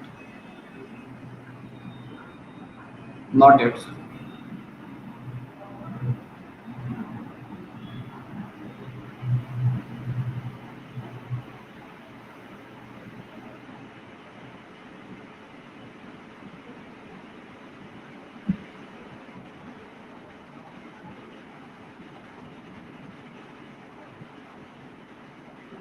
Not yet.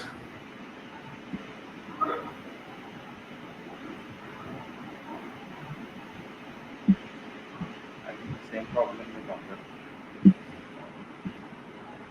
Again, sir, only share Chrome tab and open a PowerPoint presentation. Otherwise, only share some specific PowerPoint presentation. Sharing of share screen, and you want application window or Chrome tab?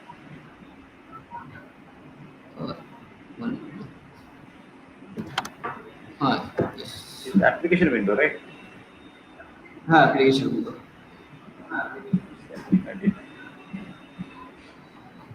Can you see now?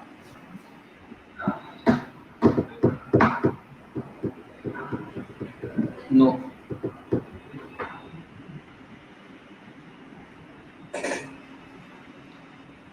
Otherwise, in entire screen, select entire screen. I did that entire screen. I'm changing slides also.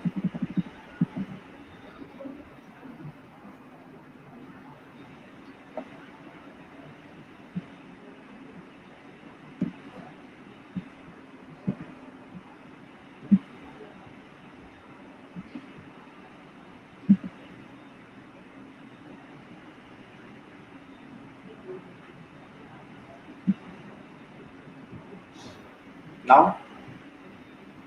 No, sir. So could you download a presentation actually? Yes, yes. So is it okay for you to share? So can I share? Yeah, please.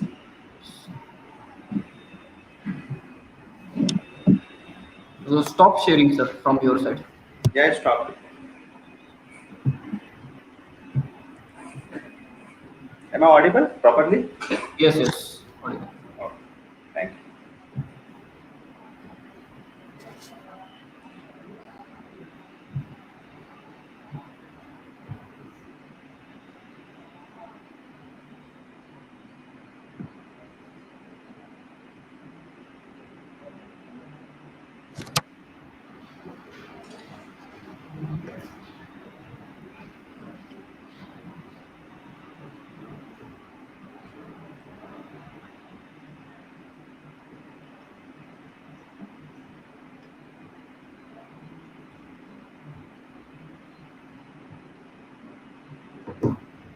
Yes, sir. It is now. It's okay. But I can't see the full slide. Is it okay for you? Yes. Okay.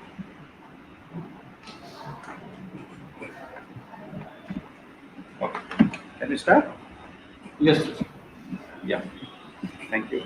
Thank you once again, organizer, for giving me an opportunity to present some of the fundamentals of the fuel cell and what is required, what is expertise required, and what we can do for the society as well. So, please next slide. So before going to details, so I would like to thank all my students, right? All my PhD students, and some of them got a degree and they joined somewhere else in different positions, IIT and postdoc fellow. And also I should thank funding agencies like SRMIST, DST, SCRB, YSS, DST, SCRB, EMR, MNRE, Government of India, and Titan Tanish. I should not forget to thank my all foreign collaborators, especially Professor Yamaguchi, Professor Tamaki, Balagopal Nair, and Anil Kumar, Rajesh Thapa, Vinod, and Nandini Devi.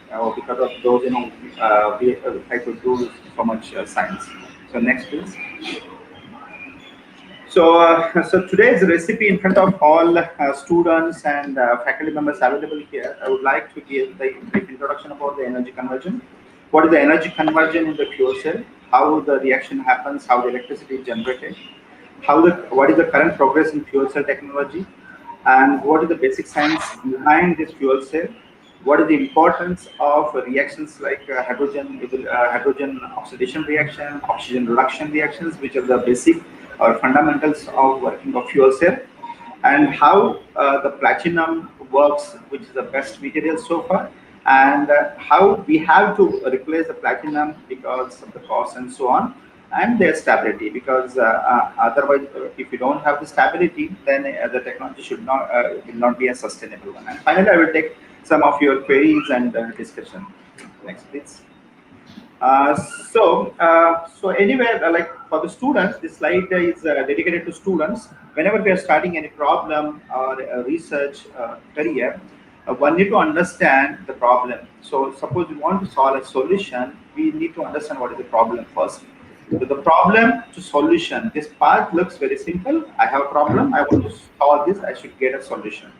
So we need to know, so you can click the 4 times the tag. So we need to understand why this is required, why the problem is required, why it is important, whether it is really worth to discuss, whether the second one, whether it is interesting, okay, it should not be a boring one, and whether it is going to give me a happiness, and whether it is a appealing to my mind. And the third one, very important, whether it is a cutting edge, whether it is a frontier one. People are going to cite these, they are going to understand it, whether it is good for the societal impact and so on. Finally, whether I'm going to give a solution, whether I'm able to give it, whether I have some idea to find out the solution.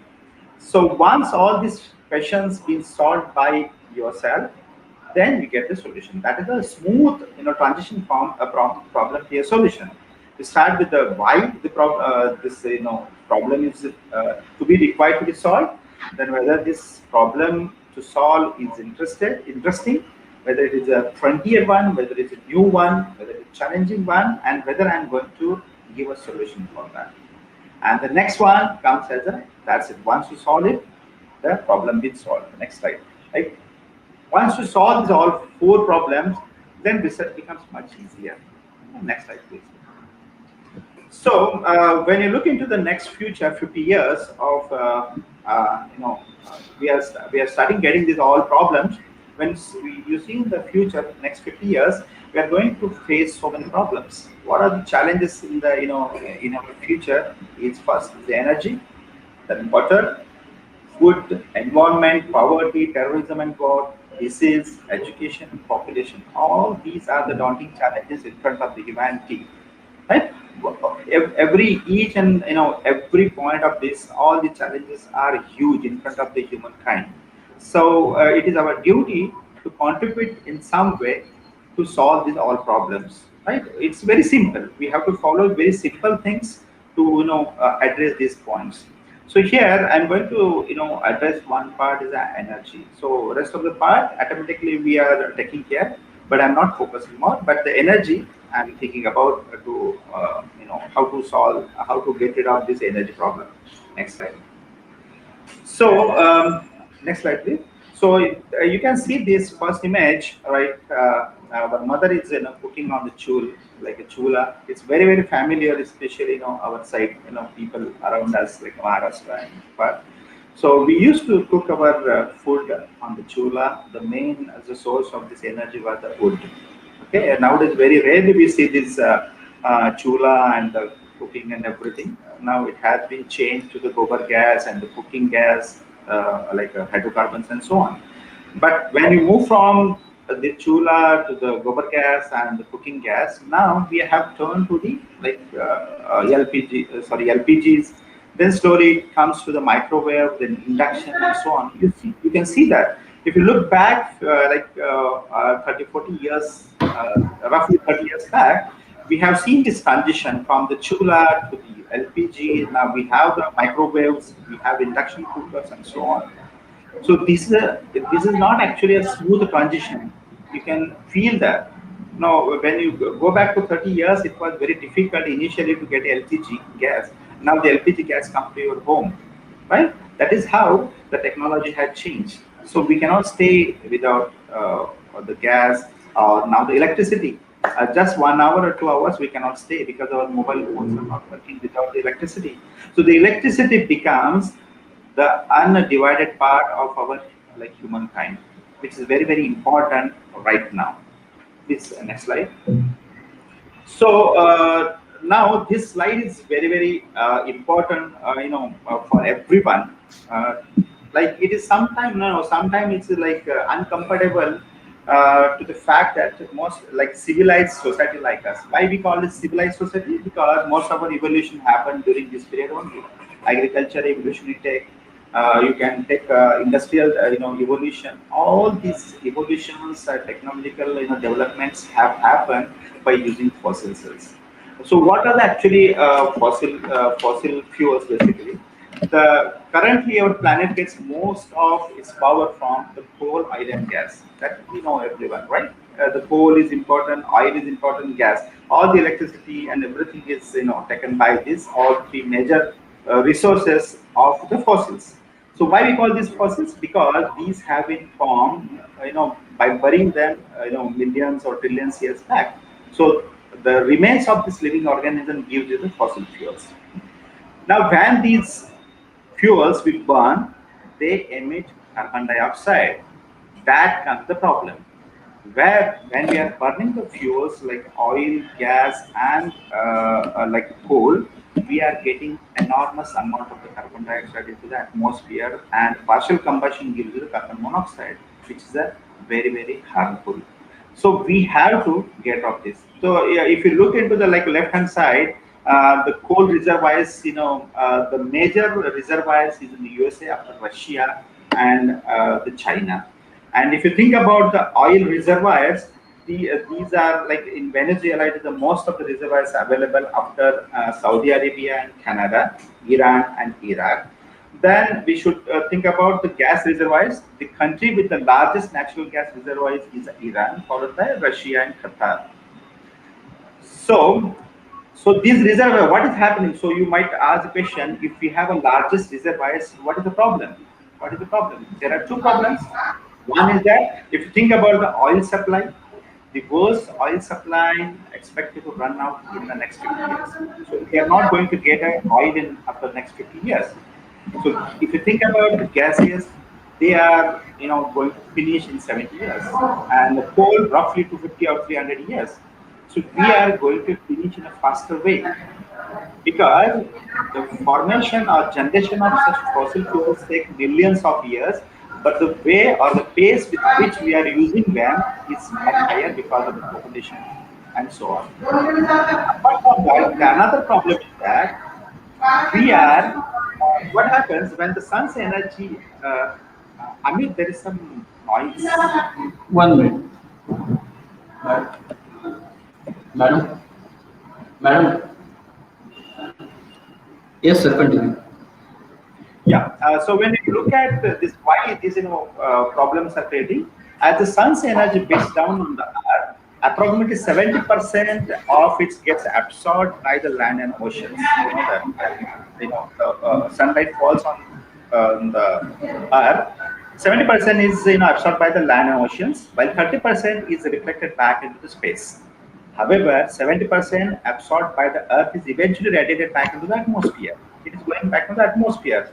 So in the form of infrared, right? These are the infrared radiation. It comes back in a reflected form. So the greenhouse gases like carbon dioxide, CO, and so on absorb these infrared radiations, but also emit heat in this process. They are emitting the heat. That's what it keeps warm our atmosphere. That is required. But when we are generating more such greenhouse gases, then the problem comes into the picture. Because if you have a more greenhouse gases, it absorbs more energy and emits more energy. That's why the global warming comes into the picture.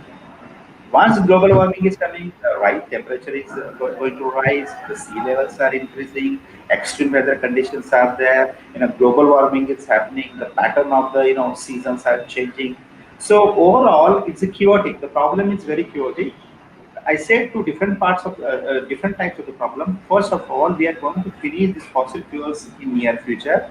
We need to think about the alternative. And second one, we are making this earth polluted.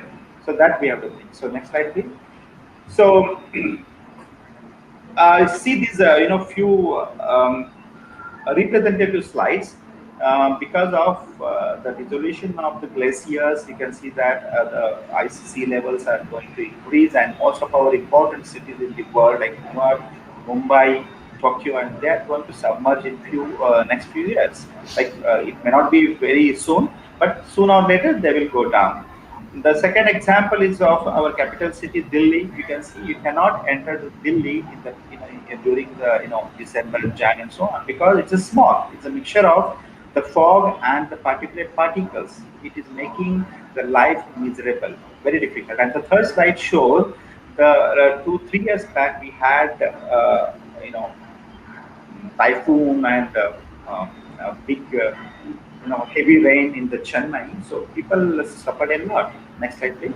So apart from that, we have seen that globally air pollution caused more than 4.2 million premature deaths in 2015. It's older data, 2015, and last like 5-6 years it might have increased more. So the problem is getting serious or worsen day by day. So as many as 92% of the world's population lives in areas of unhealthy air, which is not good at all, right? The 92% of the world's population is under threat. So that's what we might get the problems like, right hand side, I, quoted that high blood BP, smoking problems, high fasting plasma, cholesterol, and damaged particles. These all are the problems we are facing right now. We don't understand it. Okay. But when you enter to Delhi, we'll come to know what is the problem. So next. So there comes a solution. We have to think about the green, right? Think the green is very important. We have to think about the green. So next slide, please. So This is a very, very interesting example. If you see that left hand side, we have the again capital city of Delhi, like November 2019. This picture been taken. It's completely smoggy. You cannot see like 10, 15 feet far. So that is because a lot of pollution because of the particulates and the smog. But within 4 months, you can see 30th March 2020, we have taken this picture. You might ask me question, what is the change? Why within 4 months we got this? The solution only, the answer we got is COVID-19. The COVID-19 gave you such a slab on humanity that the human are deteriorating the atmosphere, but the God or the nature, Mother Nature gives you slab. So all the humanity was closed down. It closed down and we got a healthy air because there was no pollution on the road. So we got such a first time in last 50 or 60 years, we got such a good picture of our capital city. So this is what the nature has power to demolish you. So before demolished by the nature, Mother Nature, we have to wake up and we have to respond positively to the nature. Next slide, please. So another example I should discuss here. You everyone know that without this nowadays we are unable to live. The Google search engine. Everyone on your smartphone we are clicking. So we know that the Google is the largest search engine because it process almost 13 to 14 billions of searches every month. So you can think about and how they do these searches because they have a lot of data centers and thousands of servers capable of handling immense capacities. They have a lot of capacities, but how they work, how these data centers work because it needs electricity. How this electricity generated? It's generated because of combusting the coal, gas, and oil. So roughly, by calculations, we come to know that when we click one Google search, right now, if I click one Google search, I need to consume almost 0.003 kilowatt hour of the electricity. This gives you just 20 milligrams of the CO2 emission into the atmosphere because this much of the CO2 is evolved out to generate this much of the electricity to run for one Google click. This does not look in a very big one, but when you go to the right hand side, all monthly Google searches. If you look at the all monthly Google searches, you can see that 3,900,000 kilowatt hour of the electricity is required. Which is very, very huge. I'm talking about only Google search for just a month. Okay, and to generate this much of the electricity, you need to get to 60,000 kilograms of the CO2 into the atmosphere. You see that how much carbon dioxide we are getting into the atmosphere just by clicking. Then you can think that before clicking a Google, whether you have to think that whether it is required or not. If you click it, you are consuming the energy. If you are consuming the energy, we are putting the carbon into the atmosphere.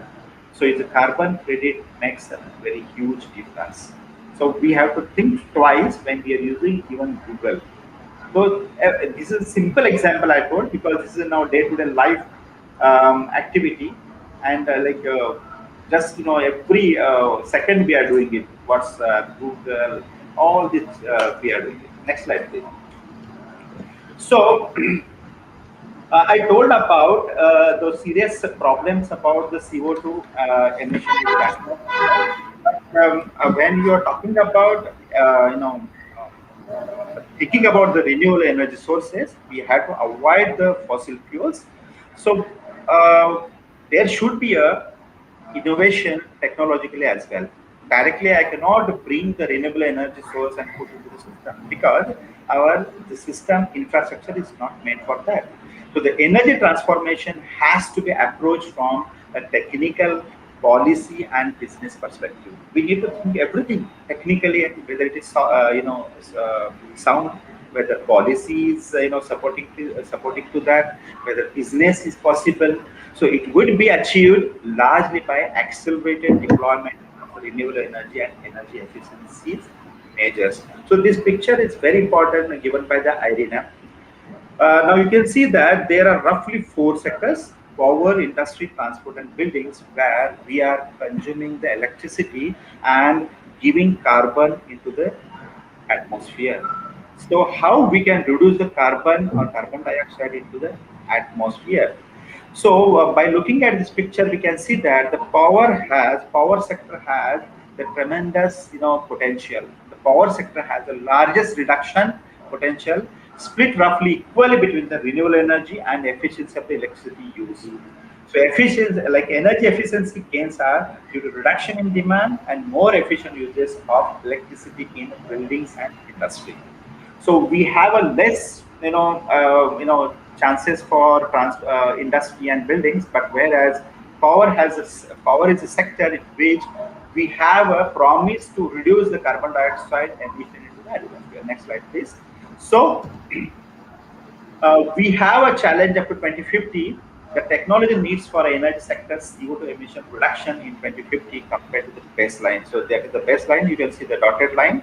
So we have a mixed proportion of the fossil fuel and renewable energy sources to minimize to CO2 emission and maximizing the efficiency. So you have to maximize the efficiency of renewable sources as well. Nowadays there are the units like a solar panels and other units are available into the society, but they have their own problems because I will not talk more into that. Renewable energy sources also have other problems. We are not touching into that part. But what I say, we have when the energy transformation from fossil to renewable energy has to be thing, we have to approach technologically, policy making and business perspective as well. So this is just glimpse of what is required and here. Next slide, please. So here, what are the different renewable energy sources? We have the wind energy, plenty of wind energy, plenty of solar energy, plenty of oceanic, because we have a lot of sea level. We have Konkan area, we have wave, tide, ocean, thermal. We can combine together. We have hydropower, existing one. So geothermal, biomass. Then the last option comes as a hydrogen. Whether hydrogen is really important, whether it can be an alternative for the fossil one, and how hydrogen can be employed into the fuel cell. Next slide, please. So before going into that hydrogen, I need to show you the capability of the hydrogen. So when you think about the burning of 1 kilogram of hydrogen, it generates 38 kilowatt hour. You see that? And compared to this lead acid battery is still we are using it. It's 100, 200, 300 years back in the technology. Still we are dependent on that. None of the vehicle, none of the automobiles, none of the industries or home are running without this lead acid battery. This is a default setting in our lives. So if you compare the energy density or energy efficiency of this lead acid battery and the hydrogen, you can see that how many times higher promise given by the hydrogen. So hydrogen gives 38 kilowatt hour per kilogram, whereas the lead acid battery gives just 0.04 kilowatt hour per kilogram. So if I replace this lead acid battery by hydrogen by some means, it's not easy, but I'm just giving the promise. So the hydrogen has a lot of promise for the renewable energy sources without contributing carbon dioxide into the atmosphere. Hydrogen is the purest form of the energy. It will not give you carbon. It's just H2. So there is no carbon dioxide in the atmosphere. Next slide, please. So why this? If I use the hydrogen, then default it comes as a fuel cells. Would fuel cell be an option? Whether a fuel cell will solve this problem? See this picture, the block diagram. I can show that chemical energy to the thermal energy, mechanical and electrical. If you take any automobile system, this is the energy conversion. If you take the chemical energy, like a petrol as a chemical energy, we convert it to thermal energy. It generates the heat. Then because of the heat energy, you make it the armature to move around. It's a mechanical energy. And once mechanical energy is created, then we can convert to the electrical energy. So this is a long story. Chemical, thermal, mechanical, and electrical. So just we get less than 30% of the efficiency. That's why our average of the automobile, average of many things are very less, and we are generating more CO2. So why can't we shorten down the pathway? So if I employ the fuel cell into the automobile, you can see that chemical energy can be directly converted to the electrical energy. and the efficiency can be increased more than 50%. I can go to even more than 70 to 80%. I can show in the next slide as well. So the fuel cell gives you the promise of directly transfer from chemical energy to the electrical energy. So how? We can see that. Next slide, please. So before going to do the how the energy is getting converted, you can see that there are various types of the fuel cells. It is based on what electrolyte we apply, what is the temperature we are going to apply, and what is your requirement of the power. So basic first two fuel cells are a relatively low temperature, like up to 100 degrees centigrade, polymer electrode membrane fuel cell, alkaline fuel cell, and phosphoric acid, again it's 200. And others like molten and solid oxide fuel cells goes very high temperature. It requires high temperature to be supplied before starting the fuel cell, but it gives you high power supply as well. So depending upon the energy required, what is the temperature employed, the fuel cells are classified. Next slide, please. So out of this, I'm going to focus in the low temperature fuel cell because it's easy. I don't want to generate the energy to run the fuel cell. So low temperature is all right for me. So I will focus on the low temperature fuel cell like a polymer electrode membrane fuel cell or alkaline fuel cell. Next slide, please. So if you think about the low temperature fuel cell, this is the construction of the polyelectrolyte membrane fuel cell. It's simple, in a single unit of a polyelectrolyte membrane fuel cell, in which one side you have an anode, left hand side, the right hand side you have cathode. Left hand side the hydrogen is bubbled where it gets oxidized, and the protons will transport through this green trap. That green trap is called the proton exchange membrane. It's a polymer membrane, that's why we call polyelectrolyte membrane. Why electrolyte? Means it transports the proton only, and the yellow color balls are the electrons. The electrons goes to the outer circuit, it comes to the cathode side, it reacts with the oxygen, and oxygen gets reduced. So what is happening overall process? Here left hand side you have an oxidation of the hydrogen, right hand side you have oxygen production, and you are getting the electron by doing so, redox reaction, and electricity is generated. So overall reaction is a combination of these two, H2 oxidizing, O2 reducing. So overall reaction is just addition of 2 moles of hydrogen, 1 mole of oxygen, you get 2 moles of water, plus generation of the electricity. Okay, next slide, please. So, what is a fuel cell? Basically, it's a device that converts the chemical energy to the electrical energy, water, and heat through the electrochemical reaction. So, it's very simple, operation of this process, device where you generate the electricity with the side product is a water only. You have a purest form, the water. So, these are the other components. I'm not going to more details, but it just directly converges from chemical energy to the electrical energy. Is the side product is a water. Next slide, please.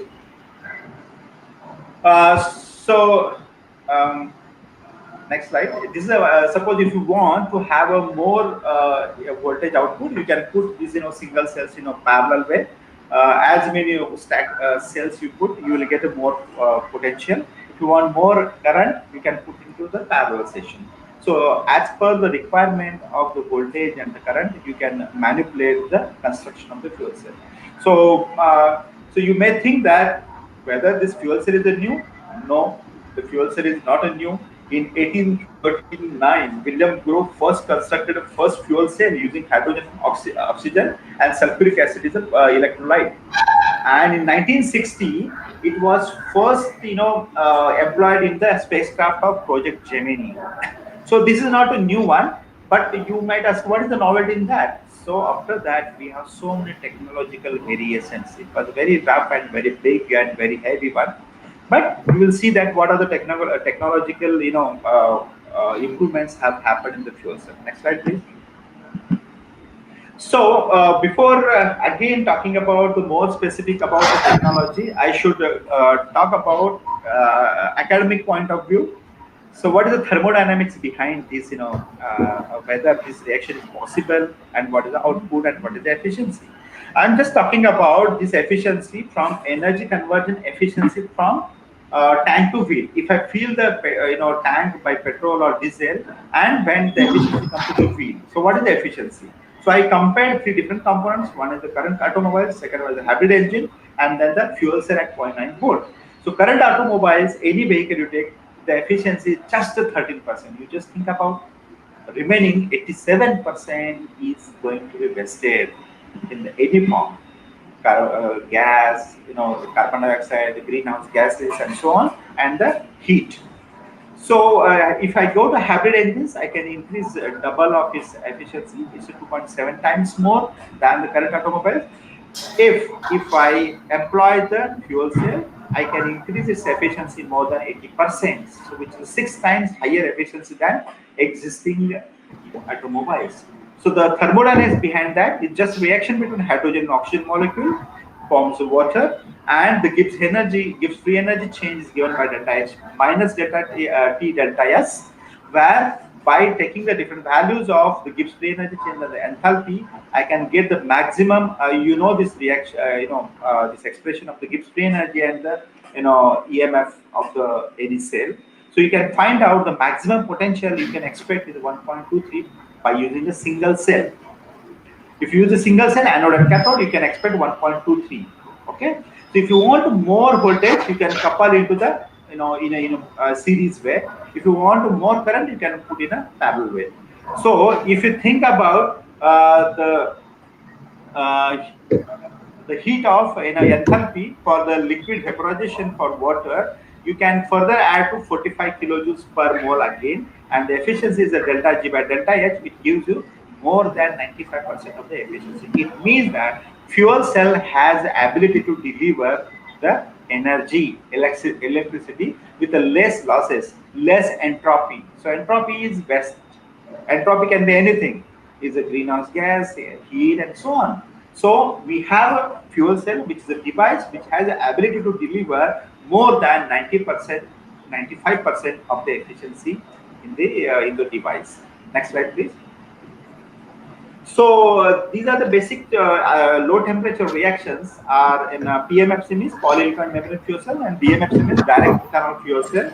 The anodic reactions are slightly different, but cathodic reactions are same. Why I'm talking about more specifically the cathodic reactions? Because in both the cases, the cathodic reactions is kinetically very, very slow. They are very sluggish process. Okay, they won't happen even faster way even if I use platinum. So platinum is the best catalyst so far for oxygen reduction reaction. So I'm going to focus overall in my whole next 20-30 minutes about the oxygen reduction reaction. These reactions are very, very slow. Cathodic reactions are very slow. Next slide, please. So how we are going to deal with it? Next slide, please. Click it. Yeah, click it also. So the simple reaction looks like the hydrogen reacts with oxygen and forms the water. The reaction looks very simple, but how to extract the energy and how we are going to do it. And in overall that oxygen reaction is very, very sluggish kinetically. We have to increase the kinetics of this process by doing several research into that. I will tell you. But before going to more details, what we did, I will tell you what is the advancement in the technology. Next slide, please. So in the advancement, if you talk about, this is the first commercial car developed by the Toyota in 2015 around. Okay, this is the first commercial car, not on the lease, and it goes almost 312 miles, 400 kilometers, and you can fill the hydrogen in 3 minutes, just 3 minutes. It requires 3 minutes to fill the tank, and you can go up to 400 kilometers. So this is the first car commercially available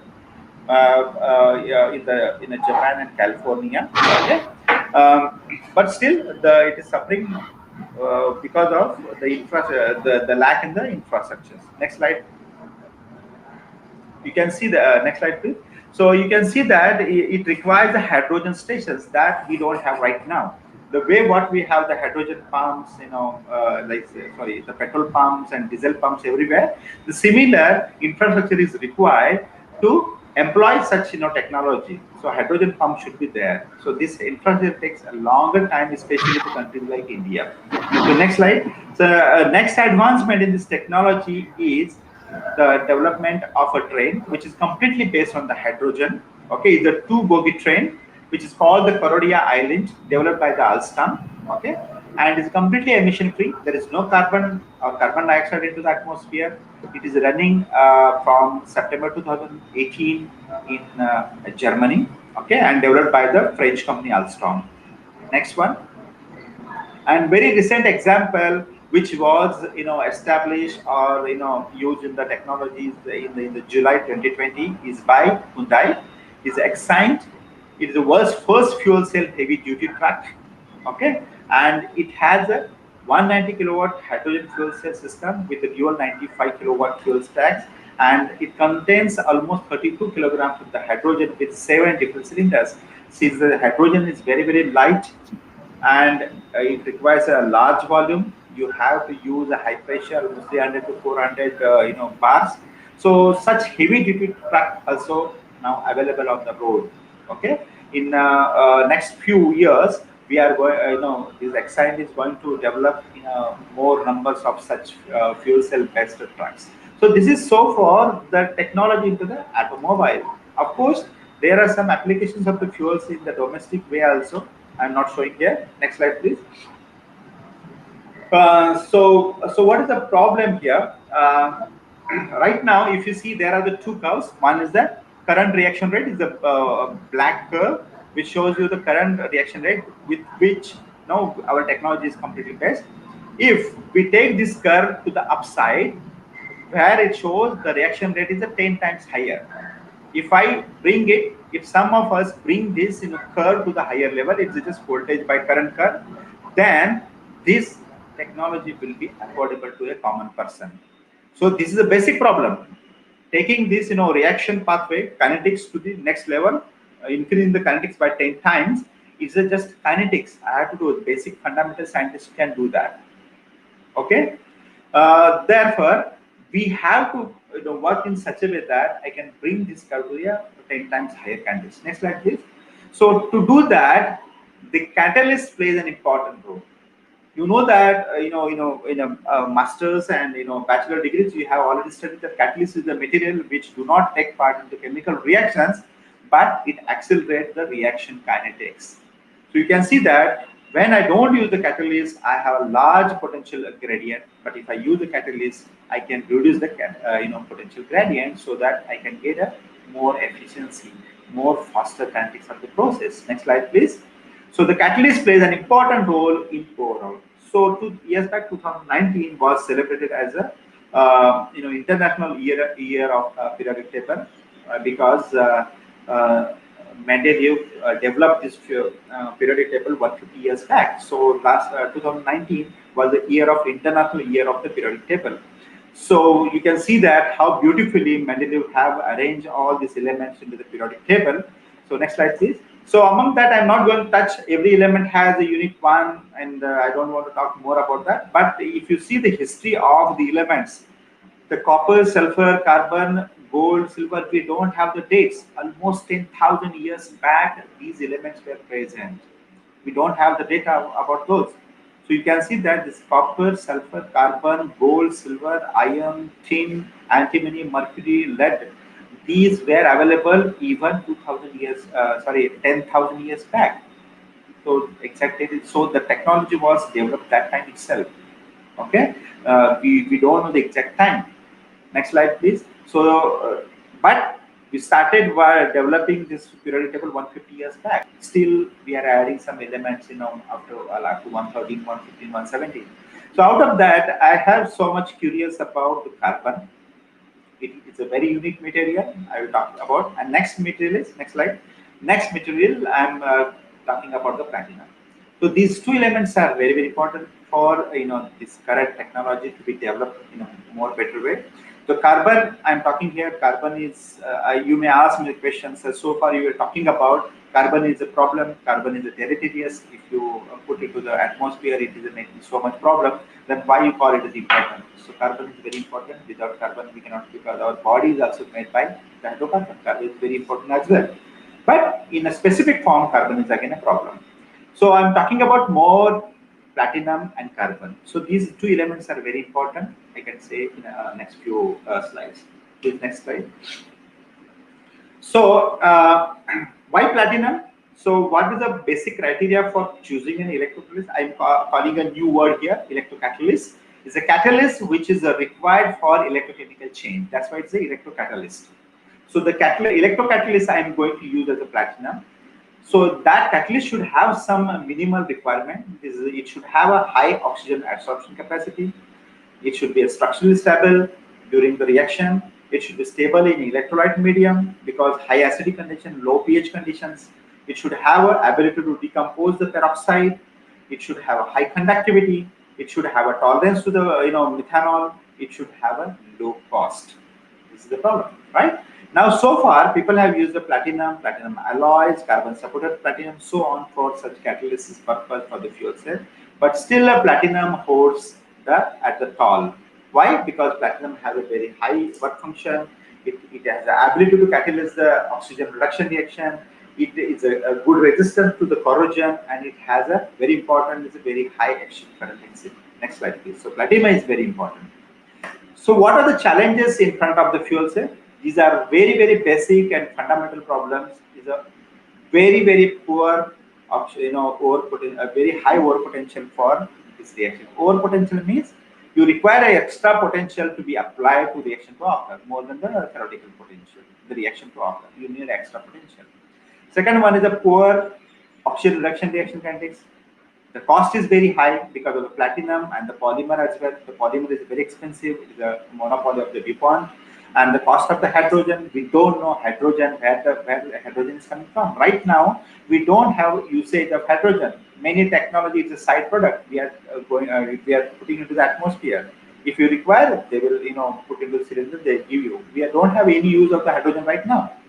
But right now, the technology for hydrogen production is right now by burning the hydrocarbon. And burning of hydrocarbon again gives you carbon back into the atmosphere.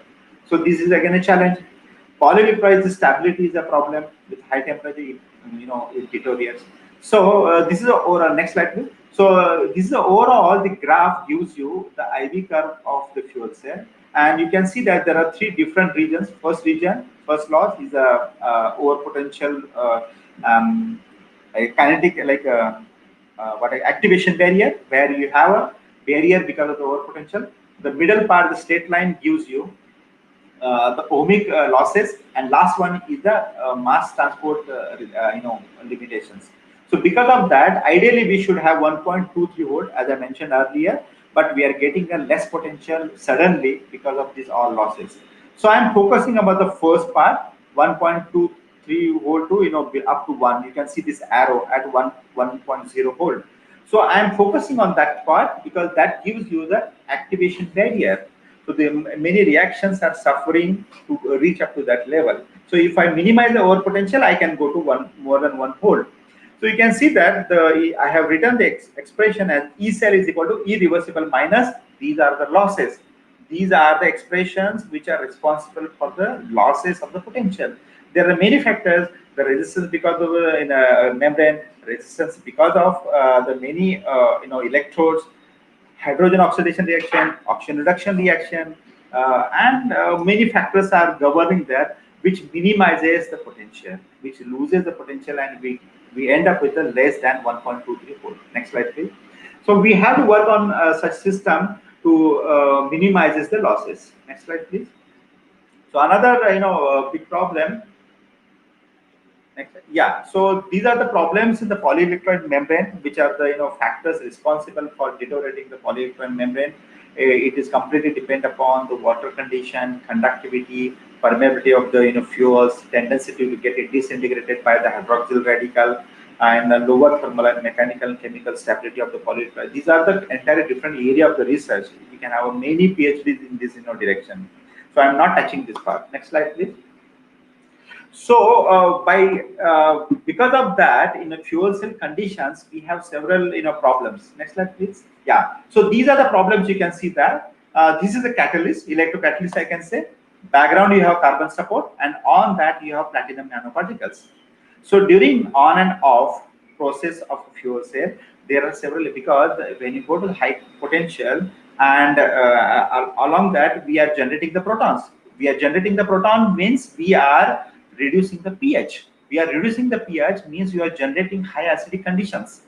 So under high acidic conditions at high voltages, your substrate like carbon get oxidizes, the react much lower voltages, like it forms the CO2. And again, at that condition, if the carbon support itself is not stable, then platinum will come out. These are the another problem, detachment will occur. And during condition, there is agglomeration problem, Oswald ripening will happen. And overall, what happens? We are losing platinum. Once we lose the platinum, that is not a good story. That is not a technological viable story. So we need to protect this platinum. We need to decrease the overpotential of this platinum. We need to stop the carbon, corrosion and so on. So all these factors have a unique problems to be solved independently. I will not focus everyone. I'm talking about only increasing the efficiency of the oxygen reduction reaction by altering the platinum and changing the platinum, reducing the cost, and so on. Next slide, please. So how can we do that? Next click, please. So I'm going to focus on developing a new platinum catalyst. I have to generate such a platinum catalyst which forms low oxygen species at high voltage region. Okay, so you can see the picture where the condition should be optimized in such a way that the platinum sits at the boundary of carbon support as well as the polyelectrode membrane, so as to give an efficient oxygen reduction reaction. So I'm going to alter the chemistry of the platinum, chemistry, and you can say the physics as well. So we used to say that we are going to solve the problem, but we don't know whether we use the physics or chemistry. Our aim is to use it for the societal impact. Next slide, please. So you can see that how we are developing the platinum. So here the olden, some data shows that when you couple some transition metal like iron, cobalt, and nickel, and so other transition element along with the platinum, so that I can reduce the weight of the platinum. Then you can see that left hand side we have the kinetic current density. When in the initial zero means zero nickel, iron, and cobalt, means completely pure platinum. If you go on adding this nickel, iron, and cobalt, so eventually you are going to get an increase in the kinetic current density, and it reaches to a maximum when the composition of the transition element becomes 50% of and 50% of the platinum. So at 50% you get a maximum efficiency because of and after 50% there is a decrease in the back donation. So in forward direction up to 50% you have increasing donation capacity, and while going from 50 to 100% you are decreasing back donation. So you are supposed to get high activity at 50% only. So next slide, please. So on this basis, we thought that if I generate the PTM structure like a PT 50% and the transition element 50%, I can reduce the weight of the platinum content and I can increase the efficiency 2 to 3 times more than the platinum itself. So that is a good story. So while doing that, people have thought about making PT3M structure also. The PT3Ni11C111 passage shows I can call it as a super material kind of thing, which gives 18 milliampere per centimeter square, which is actually very much dreamy. We cannot reach up to that because it's like a sputtered thing, and we cannot make such sput in the form of the catalyst with the PT3Ni111 space. But of course, our chemistry or theoretical, the DFT calculation shows that it is possible. It is the only way. We don't know right now how to approach that. So next slide, please. So overall, we have to find a story in which, as I mentioned, that it should show in one step 4 electron transfer process to get converted from oxygen. You can see that upper part is O2 is there. O2 get converted into the water, and the upper part upper cycle, and the bottom part oxygen convert into the peroxide. It's just intermediate formation of the peroxide. Whenever there is a formation of the peroxide, the reaction is not good, because peroxide is again a problem making a chemical in many of the reactions. It corrodes, it generates many radicals, and it deteriorates the polymer membrane. So I need to have an oxygen reduction reaction in efficient way to have a single step and 4 electron transfer process. If I direct 4 electron transfer process in a single step, I can generate much better electricity. Next slide, please. You can see that how we can do that. We can do that by alloying with the other transition elements like a platinum. I can combine with, as I mentioned, with that other transition element like a manganese, iron, copper, cobalt, nickel. By restructuring with that, I can decrease the platinum distance so that the oxygen breaking will be much easier. So I have to find such a way that such a chemical, such an alloy, so that the bonding of the oxygen to the platinum surface is intermediate. It should not be very strong bonding. It should not be a very loose bonding. If there is a loose bonding, the oxygen reduction will not happen. If it is a tight bonding, the oxygen will not go again back, because the next molecule has to come again. It should get react. So I have to control or tune the surface of the platinum in such a way that I should get the superlattice structure of the platinum, in which along the c-axis we have alternate stacking of the transition element, the platinum, and along the a-axis we have mixture of the transition element, the platinum. So that's what we are using symmetry. Please click. So we have a mixture of the transition element in a. So initially in the left hand side is the disorder structures. I can get in the order structures. So order structures give you more stable structures. And such example we have shown in a platinum iron copper, which gives a much better activity and stability, even in a, like a hub cell as well as the membrane electrode assembly as well. So next slide, please. So while constructing such structures, we can have alternate PTCO along the c-axis and mixture of the platinum cobalt along the a-axis. We can maximize the tetragonality. The structure becomes now FCT, face center tetragonal structure, rather than the face center cubic structure, FCC. So I get the PTM composition. Now, if I change from PTM to PTML, I want to say that I'm going to add transition element, two different transition element, three different transition elements, PTML. So one where cobalt, copper, nickel, and so on composition I can do. I can further affect this symmetry. So I'm going to reduce the symmetry, but I'm going to make more order structures.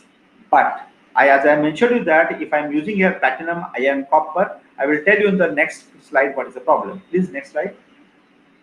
So what happens if I employ the iron and copper? There is a possibility that in presence of the iron and copper, the formation of the peroxide, and in presence of the iron and copper, it generates OH radical. So whenever we generate the OH radicals, it's a very famous reaction. We call it the Fenton's reaction. Such radicals are very, very deleterious for the polyelectron membranes, and it attacks on the polymer. So we are going to lose the efficiency of the polymer fuel cell in a shorter period. So one thing we understood that if there is iron and copper and we have a peroxide formation, this fuel cell is not going to help us. So we have developed further. Next slide, please. So we came across to such a beautiful structure like a PT2CONI. I'm showing some preliminary data of this, but this material gave us a lot of interesting property measurement. So we have controlled the surface of this PT2CONI in such a way that it makes order structure first. Okay, we use some salts. You can follow this paper and Indian patent too. We have filed in 2019, 20 just now I granted this patent. So we have altered the surface of this PT2CONI structure where we have two PT atoms and one cobalt and one nickel atom in such a way that it gives you more order structures. Please go to the next slide. How to confirm this order structure? You can see the XRD where I have shown the star reflections 001, 110, 210, 211.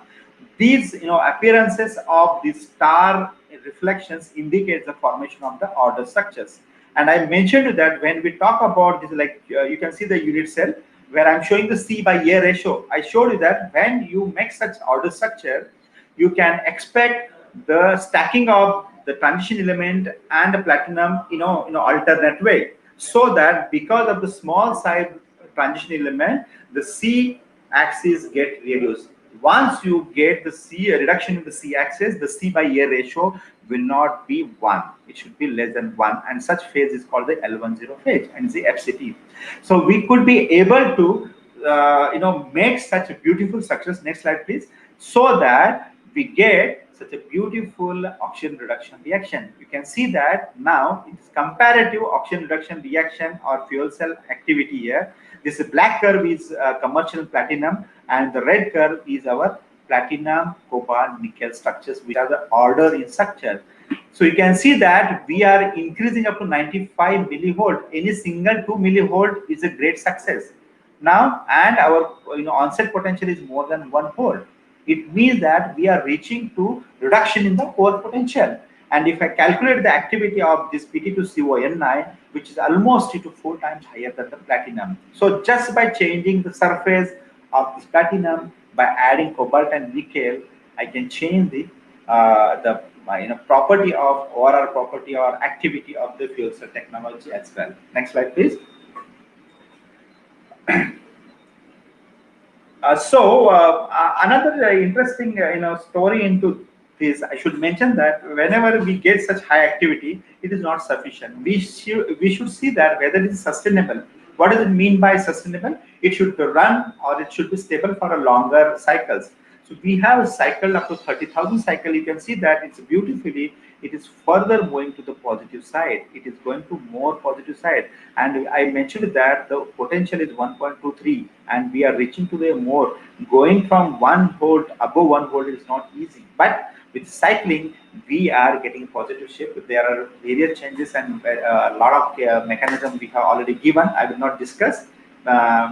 If you are interested, you can contact me anytime. But here with the cycling, we have so many changes. We have done the exams, studies in the Indore IIT CAT Indore, and we have came across with some mechanism what is happening on the electrode surface during cycling. So this gives you much better stability and increment in the activity. So how it is giving? Next slide, please. How the activity is changing here with respect to platinum? Again, before that activity, I should say that we have tested with the peroxide formation. The peroxide formation should be always less than 10%. If it's less than 10%, then only we can expect it's a one single electron transfer process. You can see that the red curve is a 4 electron transfer process throughout the whole range. So it is a 4 electron transfer process, means it's a good story to be employed in a device part. Next slide, please. Yeah, so this is actually device part. This is a fuel cell, data I am showing here. If you show the left-hand side, there are changes in the electrochemical active surface area, and we can compare after 10,000 cycles. And I have given in the table the TKK PTC is a commercial PTC. Initial the electrochemical active surface area was 48, and it reduced to 11 meters square per gram after 10,000 cycles. But whereas you see that our red curve, which is the Pt2CON9, initially it was 26, it ended up to 20 meters square per gram after 10,000 cycles. Then right hand side of the curve, we can see that the percentage of retention in the electrochemical active surface area is more than 80% for our catalysts. So it's much stable than the commercial platinum. Next slide, please. Next. So this is a fuel cell IV curve we can obtain for PT like a commercial platinum and our synthesized catalyst in our laboratory at much relatively lower humidity condition. It gives you the higher durability as well. So perfectly matching even up to the 10,000 cycles after getting on and off cycles as well. So this is the best catalyst I could say for the platinum, where we have reduced 50% of the platinum from existing platinum catalyst. Next slide, please. Amit, how much more time I can get? Another 10 minutes? Or we can wind up. You are mute, Amit.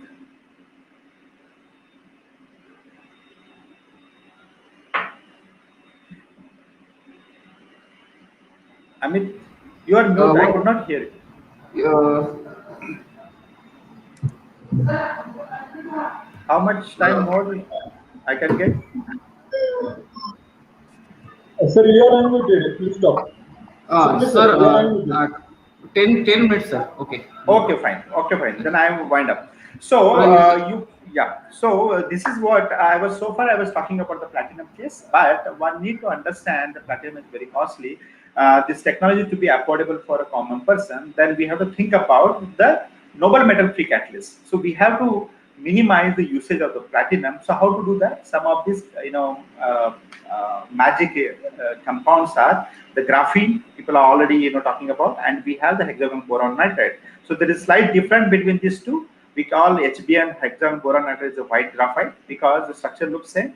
Slightly different. In the graphite you have a tilted graphene sheets, and HBN we have exactly one atom over. So that is one advantage of visualizing in a crazy with that. I can generate a tiny fuel cell.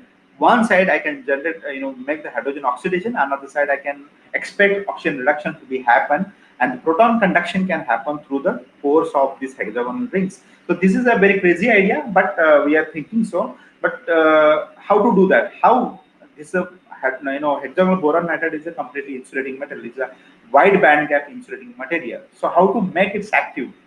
When such an insulating material, which is the inert material, when I change its chemistry, what this inert material will give the activity. That we have to see that how we approach. Next slide, please.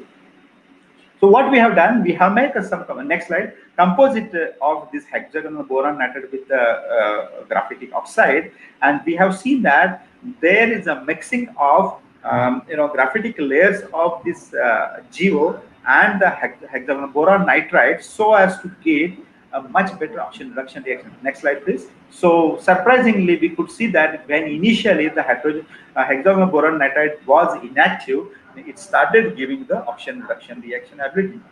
The first curve you can see that in absence of oxygen is completely flat. Is a nitrogen inert atmosphere. When I bubble the oxygen, you can see that suddenly it is giving a sensitivity. It means that such composite of hexagonal boron nitride along with the GO under such chemical reactions gives you such a interface where you can generate the oxygen reduction reactions. So these are basic reactions where you can expect. So these are the B curve gives you at different rotations you are getting an oxygen reduction reaction. This is called Kilevich approach. I will not go into more details. Next slide, please.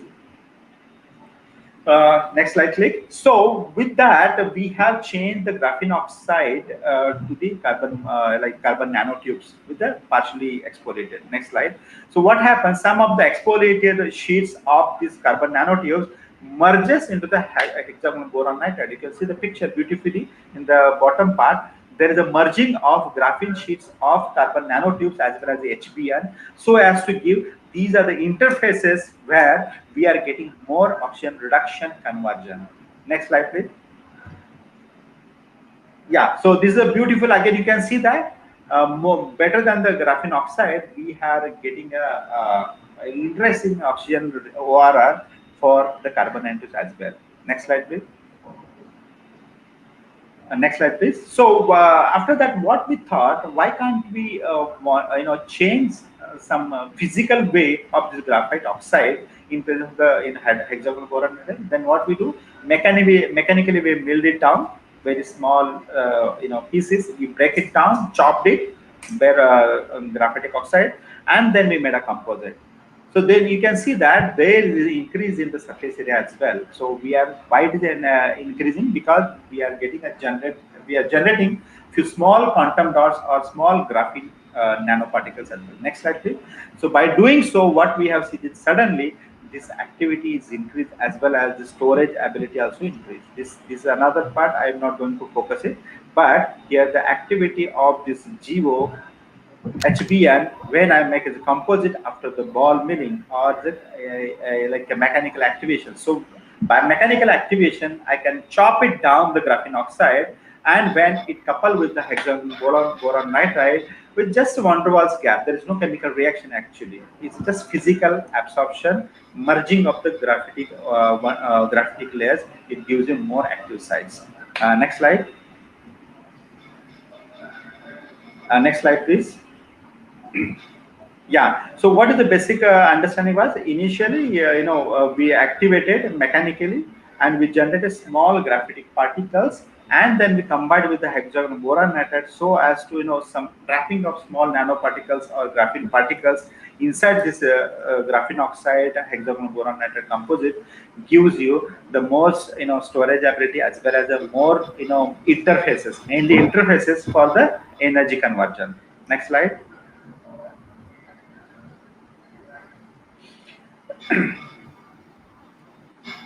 Yeah, so this is one of the like an interesting story where we systematically grown the manganese dioxide and nanorods on the hexagonal boron nitride, and we made a composite with the graphene oxide. So we could see that this MnO2 nanorods were systematically grown on the HBN only. They are not grown on the carbon or the graphite oxide or the graphene. So next slide.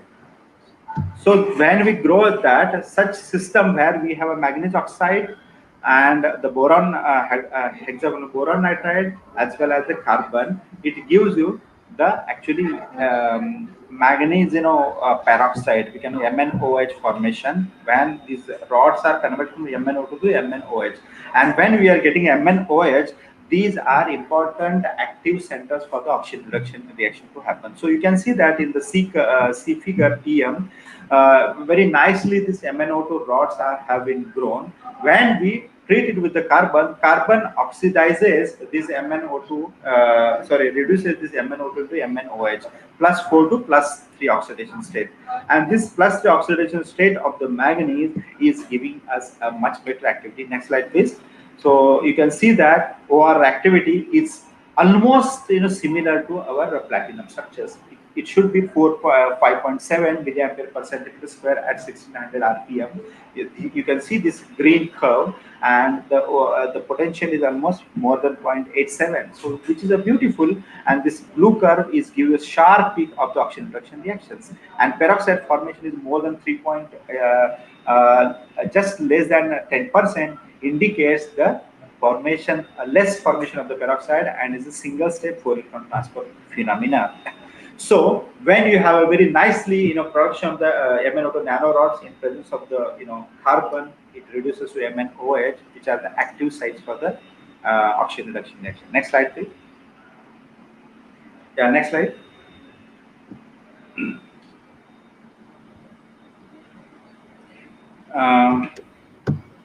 Yeah, this is one of the structures we could form by by using the hexagonal boron nitride, like a nano-rise structure of the hexagonal boron nitride, and we could dope carbon into that. So when you dope the carbon into HBN, or you dope boron, nitrogen, sulfur into the carbon matrix, they are also active sites of the oxygen reduction reaction. Here we did in a reverse way. We doped carbon into the HBN, and we could able to see the oxygen reduction reaction in a efficient way. Please, next slide. Yeah, these are the again interface we have shown that, and there is a doping of the carbon. Next slide, please. Yeah, here specifically with the DFT calculations, we could be able to see that when the carbon is doped at a nitrogen sites, then and then only we can expect such a beautiful oxygen reduction reaction. If there is no carbon doping into the HBN, again it acts like a normal insulating material. You cannot expect any OR condition because it's completely wide gap, band gap. So the doping of the carbon into the end sites of this HBN gives you the increase in the conductivity as well as the increase in the OR activity. Next slide, please. Yeah, then we have seen systematic changes in the only very systematically we have changed the surface of the carbon and twist by taking two different nitrogen precursors for the nitrogen doping. We took the hexamine and melamine. Next slide, please. And we have seen that when I dope specifically nitrogen by using melamine, right, then I can get such a structures which are exactly matching the properties of the platinum. You can see that exactly by the 1600 RPM, it shows a similar behavior like a platinum. It means that very systematically the upper layer of the carbon atoms are getting a nitrogen doped by using some foam. We are using a template as a foam, which generates a systematic nitrogen doping on the surface by using melamine as a nitrogen precursor, and then the hexamine as a precursor. Next slide, please. Yeah, so far all these carbon-based materials or HBN-based materials were not working for the acidic condition, but this is the first material we could see that activity in acidic media, which is a more reliable because acidic fuel cell is a more stable and more feasible. That's why here also we could see some activity in acidic media. So earlier all were in alkaline, but this is the only one material which gives you activity in acidic media. Next slide. Next slide. So overall, I could say that we are, going to design hybrid materials for fuel cell. Overall, objective of this, our studies is the high performance PMFC or the AFC, polymer electron membrane fuels or alkaline fuel cell. By making the bridge between the materials like our laboratories, then we check the morphology and structural control. Then we go to optimization by using modeling and DFT. So we are closely working in a loop so that to generate a more active and a more efficient electrocatalyst for fuel cell technology. Next slide. So these are all materials are very exotic materials and very important material which are the actual frontiers. So anyone is working in this area, they're supposed to get a very good publications, and they are actually smart materials. Next slide. Next slide, please. This is the overview. Yeah. So in throughout, this is a summary of what I wanted to tell you, that the hydrogen economy is very important, and we have to make the society to literate how to save the energy, the impact of the energy saving, how we have to show the public how the efficient the fuel cell vehicles are there, how hydrogen is useful for the humankind, what are the problems with the CO2 gases. We have to raise the public awareness of the fuel cell based vehicles. We have to create a new source of renewable energy source by using the hydrogen, and in fact we have to slow down the climate change. Next slide. So the brief is that we are at the peak of the oil age, but the beginning of the hydrogen age. Anything else is an interim solution. The transition will be very messy and will take many technological paths, but the future will be hydrogen fuels. So we are struggling with now. It is a transition. It is not a smooth transition from fossil fuel to renewable or towards the hydrogen, but we have to accept the reality. We have to work towards the hydrogen, technology and the energy. Next slide. And this is our website. Any student which are interested in the PhD, they can approach us. And thank you for your patience. And I'm very happy to answer any of your queries. And thank you once again.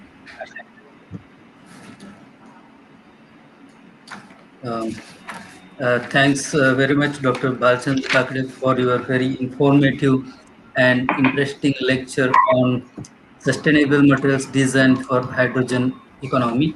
Yes, I agree with the statement made by the Professor Thermacoupers that yes, we have to move towards the um, hydrogen fuel cells. It was very well organized talk I have ever seen in the conferences and other meetings, and the ideas were very novel and results are very interesting. Uh, I'm sure that the participants have enjoyed the talk. So in the talk, Dr. Balchandra Kakde has covered why do we need the renewable energy. He also explained the working of polyelectrolyte membrane fuel cells, how it converts chemical energy into the electrical energy, and it is also interesting to know that right now, currently, the cars, trains, and trucks are running on the hydrogen fuel cells. So he also he has also put the light on the hurdles in the fuel cell technology.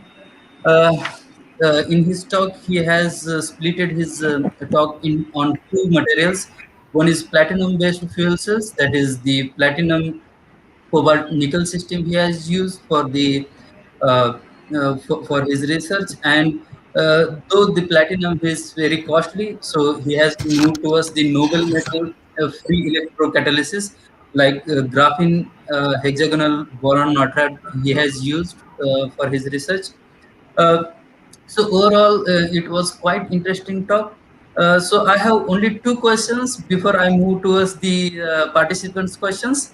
One is that Dr. Balchan Kagram might know because he has spent continuously 4 years in Japan, and he might have used the electric oven for cooking or heating his food. I do use the electric oven in Japan. but recently Japan has banned the electric ovens in Japan, and they are saying that electric ovens should not be used overall the world because it is harmful. I don't know the scientific reason behind it. Maybe it is the electric supply. What is the microwaves are passing through the food, they might be damaging the food. I don't know the scientific reason. I may be I'm happy to know by the Dr. Balchan Kagade. And another one, what is about the boron dope diamond for this carbon monoxide reduction or a carbon dioxide reduction? So I'm happy to hear the answer of these two questions. Thank you. Thank you, Dr. Sanjay. First of all, actually, this microwave-related cooking and all, it's actually in Western countries and as well as in Japanese and Eastern countries, where long back, maybe 20 years back, but still the reason is unknown. But they feel that maybe nutrients goes down, or I don't know. But what is the effect? I also don't know why it is happening. Uh, uh, exact reason what happens, whether it poisons or I feel that it should be a loss of the nutrients and so on, but I don't know clear. Yeah. And as far as this boron dope diamond is concerned, first of all, so any kind of the diamond, artificially people are making in the laboratories.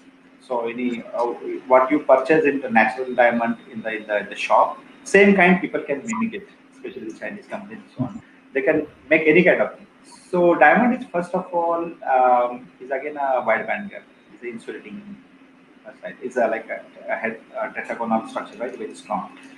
So such materials, especially if they are thin layer or thin film, can be used. But the again problem is that the bonding is not, there is no any like a pi bond or there is no conjugation anywhere. Unlike graphite. So graphite you have a sp2 hybridized carbon and like a hexagonal rings. But in diamond is completely insulated. It's sp3 hybridized carbon. So the electronic conductivity will be a large problem, like a serious problem in that. In the HBN as well, what happens, though it is an insulating material, we can control the surface chemistry of that. We can do the functionation. But as far as the diamond is concerned, even though we functionalize the surface, again the conductivity will be a challenging one. Probably heterogeneous catalysis can give you some more results, but still metal-free system in heterogeneous catalysis is still challenging. It's like in infants, like metal-free. It's a very challenging. So people are talking about this metal-free systems. So even in fuel cell, what I'm giving this half cell reactions. When we go for full cell reactions like a cathode anode both, suddenly current goes down because such metals have a less ability to hold the current. So there should be a metal. So this kind of research is still in the infant size only. Yeah, thank you, Dr. Balchand Kakra. I am satisfied with your answer. I can go with I have the one question, participant sir. questions. Yes, Okay, Doctor. I will ask one. Sir, actually, sir, you have shown that in Germany, in Japan, Germany, there is a lot of now continuous development is going on.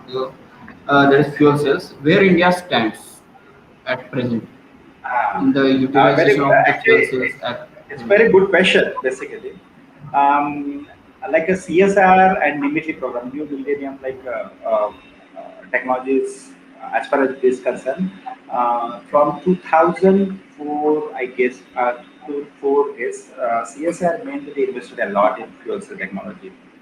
But initial few years, actually, there was no expectable growth into that. But recently, 3 months before only, NCL along with probably Reliance, they have developed a fuel cell car. Like they have shown the prototype. Even you might have seen in the advertisement and so on. But still, in India, the big trauma will be the hydrogen infrastructure. Even though if you establish, and I am involved in one of the a big project with the railway, Indian Railways, okay, for the development of such hydrogen-based train. So, but the pace with which we are going, it's very difficult because there it requires so many clarifications from the government, safety, everything is required.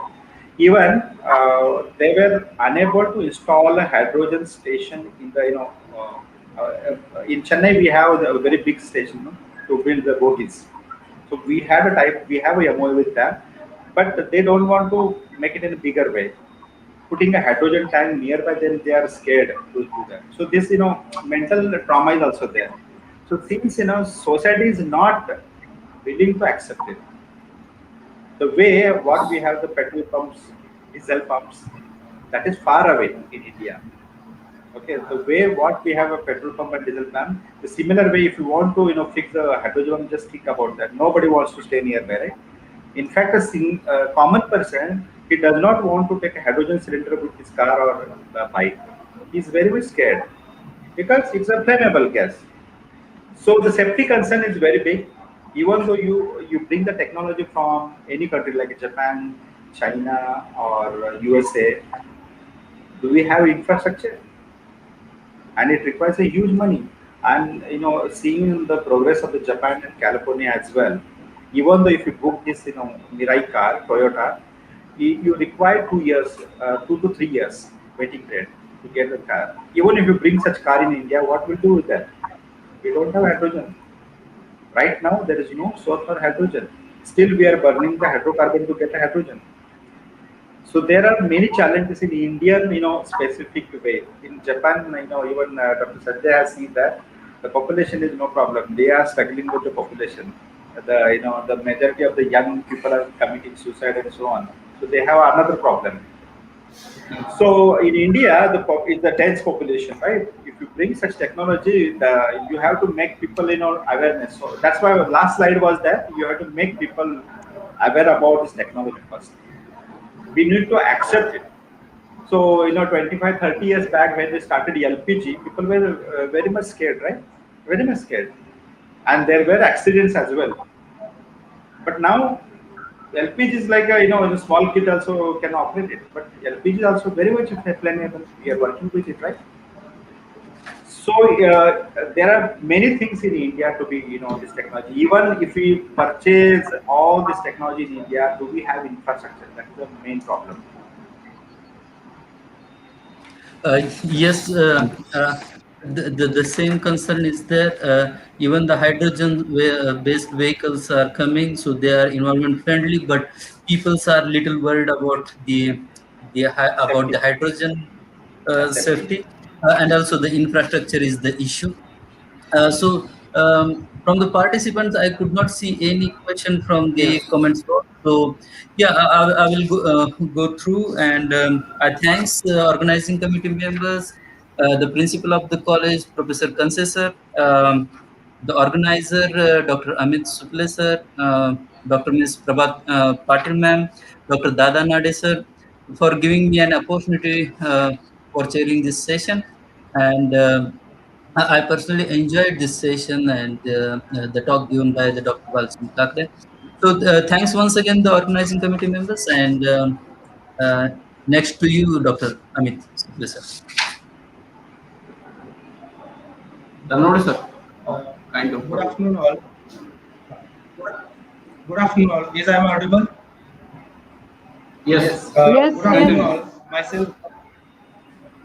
Good afternoon, all. Myself, Dr. Maruti Dhanode, Assistant Professor from the Department of Microbiology. I am here to express a vote of thanks for this session.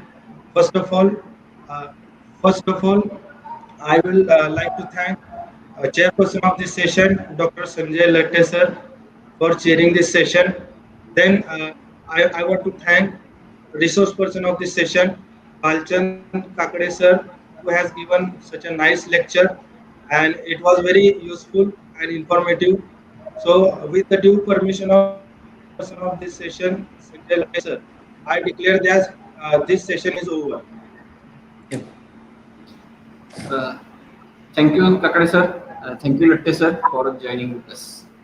Thank you. Thank you. Thank you, sir. Thank you. Thank you, Kakade sir. Very nice session. Thank you, ma'am. Thank you, ma'am. Amit, I can leave, right?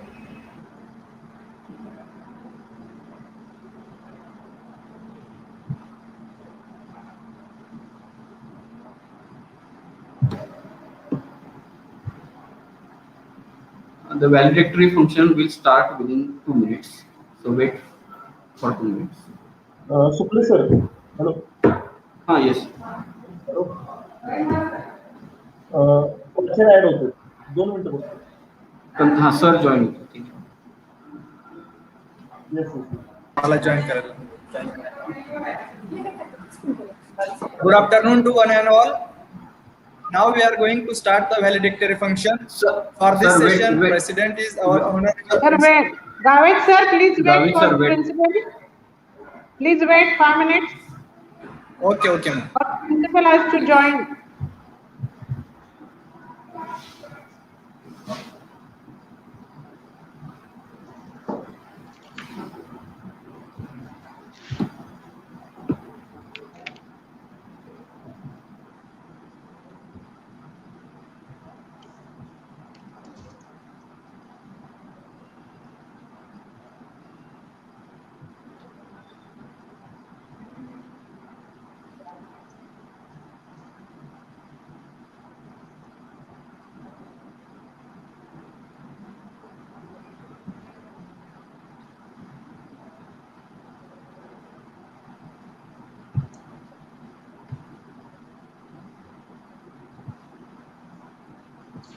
सरांना phone केलाय मी.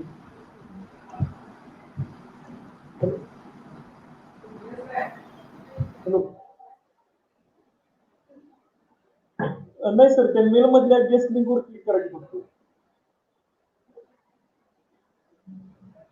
मग sir तुमच्या apple वरच्या जरी लिंकवर click केलं तर मी नव्हताय.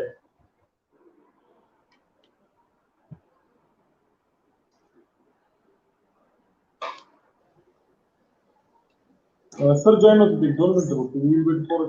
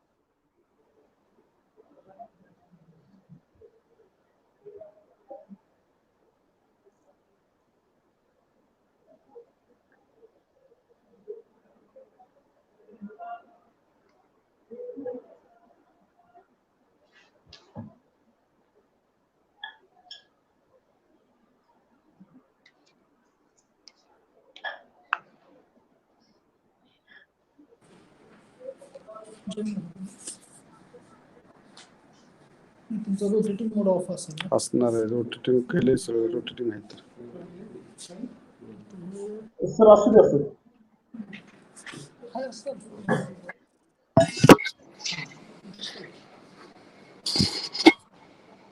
Sir सुरू करू दे का? एकच मिनिट आड होते का बघतो जरा. Hello sir. Hello. Hello. Yes sir. हा सर सुरू करू दे. सुरू करा. Yes. ऐकू जात नाही का? Gavit sir. झालं. Good afternoon, one and all. Good afternoon, one and सुरू all. करू दे का? Now we are going to start.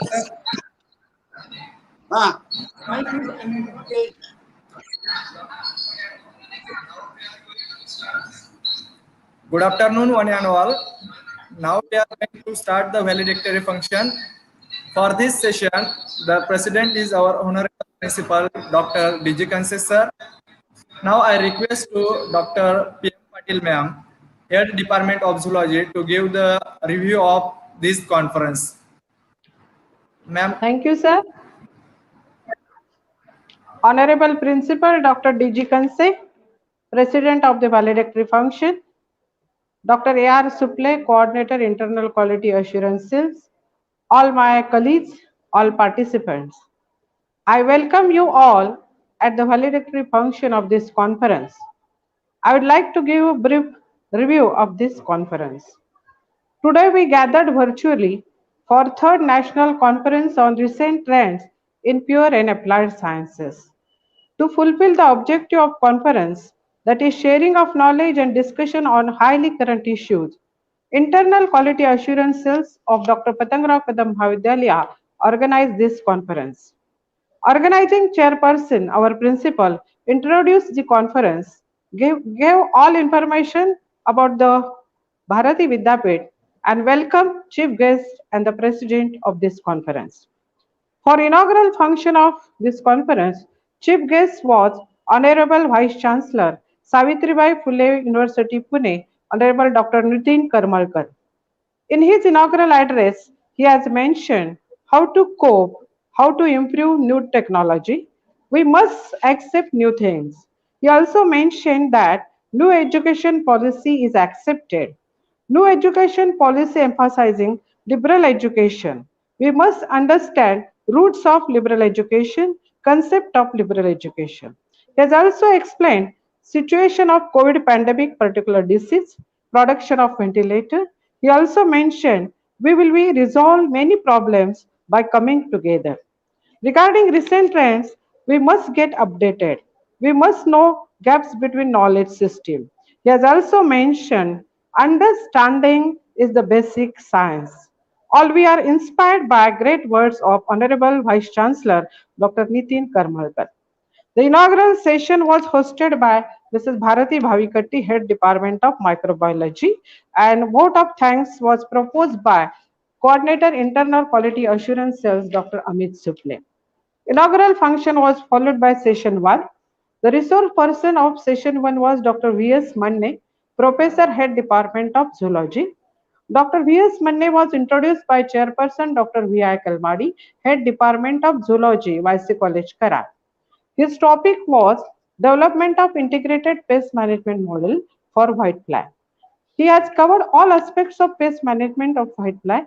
He has explained life cycle of silkworm, nature of damage, what is IPM, eggs of whitefly, weather factors considered for pest forecasting, pest distribution map, regression equation for prediction of whitefly population, forecasting model for whitefly, assessment of leaf yield loss due to whitefly in mulberry, assessment of economic threshold level for whitefly in mulberry. He has explained biological control, botanical control, and chemical control. He enlightened about pest management, which is definitely very beneficial to all zoological faculty members. Chairperson Dr. M.S. Mrs. V.I. Kalmadi concluded the session very nicely. Session was hosted by Dr. V.B. Avade, Head Department of Botany. Second session, research person was Dr. B.A. Kakre, Associate Professor, SRM Research Institute, Chennai. He has covered all the aspects of sustainable materials design for hydrogen economy. He has explained basic need of energy. Why do we need renewable energy? Global warming. What is social need for renewable energy? Think green is very important. Avoid fossil fuels. What is the need for technological innovation?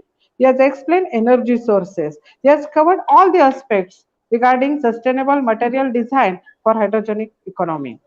So the session chairperson of this session was Dr. S.S. Latte, Assistant Professor, Department of Physics, Raja Ramrao College, Jat. He has concluded the session very nicely. Session was hosted by Dr. Dada Nade and vote of thanks was proposed by Dr. Dhanavade, Microbiology Department.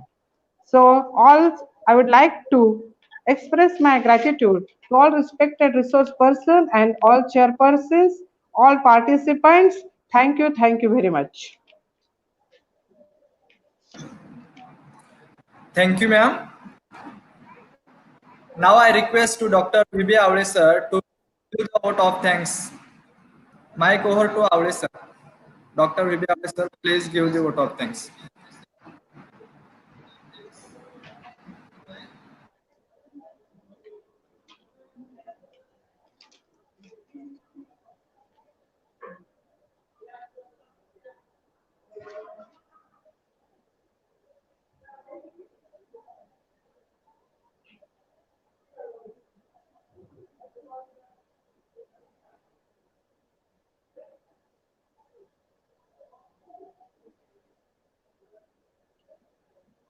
Avale sir. Suple sir, Awale sir, may I have connectivity issue?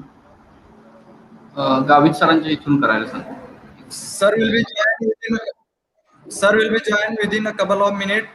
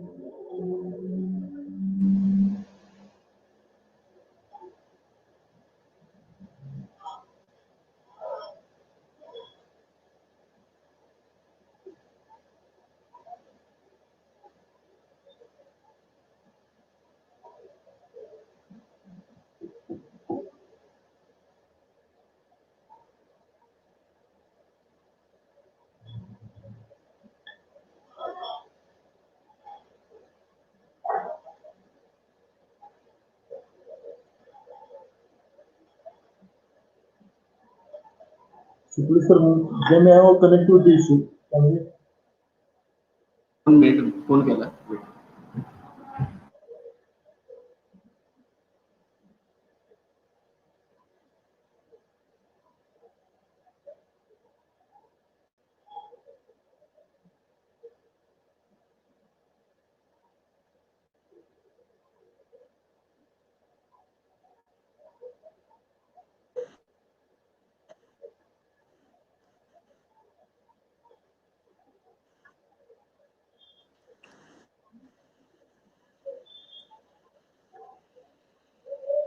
Dr. Suple, if it is not possible to join, sir, then suggest anyone to thank. Suple sir, 1 minute. Awale sir इथं आले करतायत.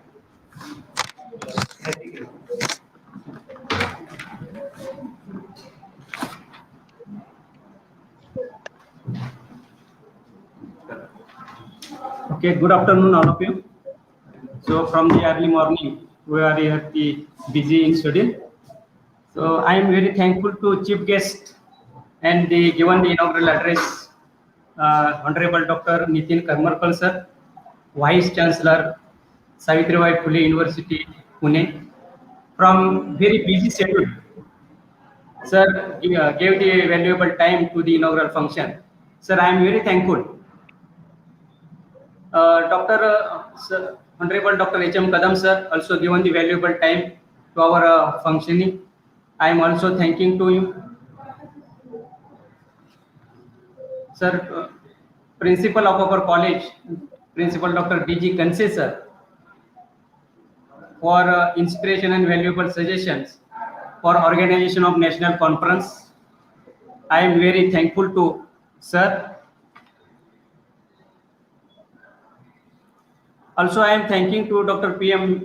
Patel ma'am, Head Department of Zoology, also nicely organized this national conference.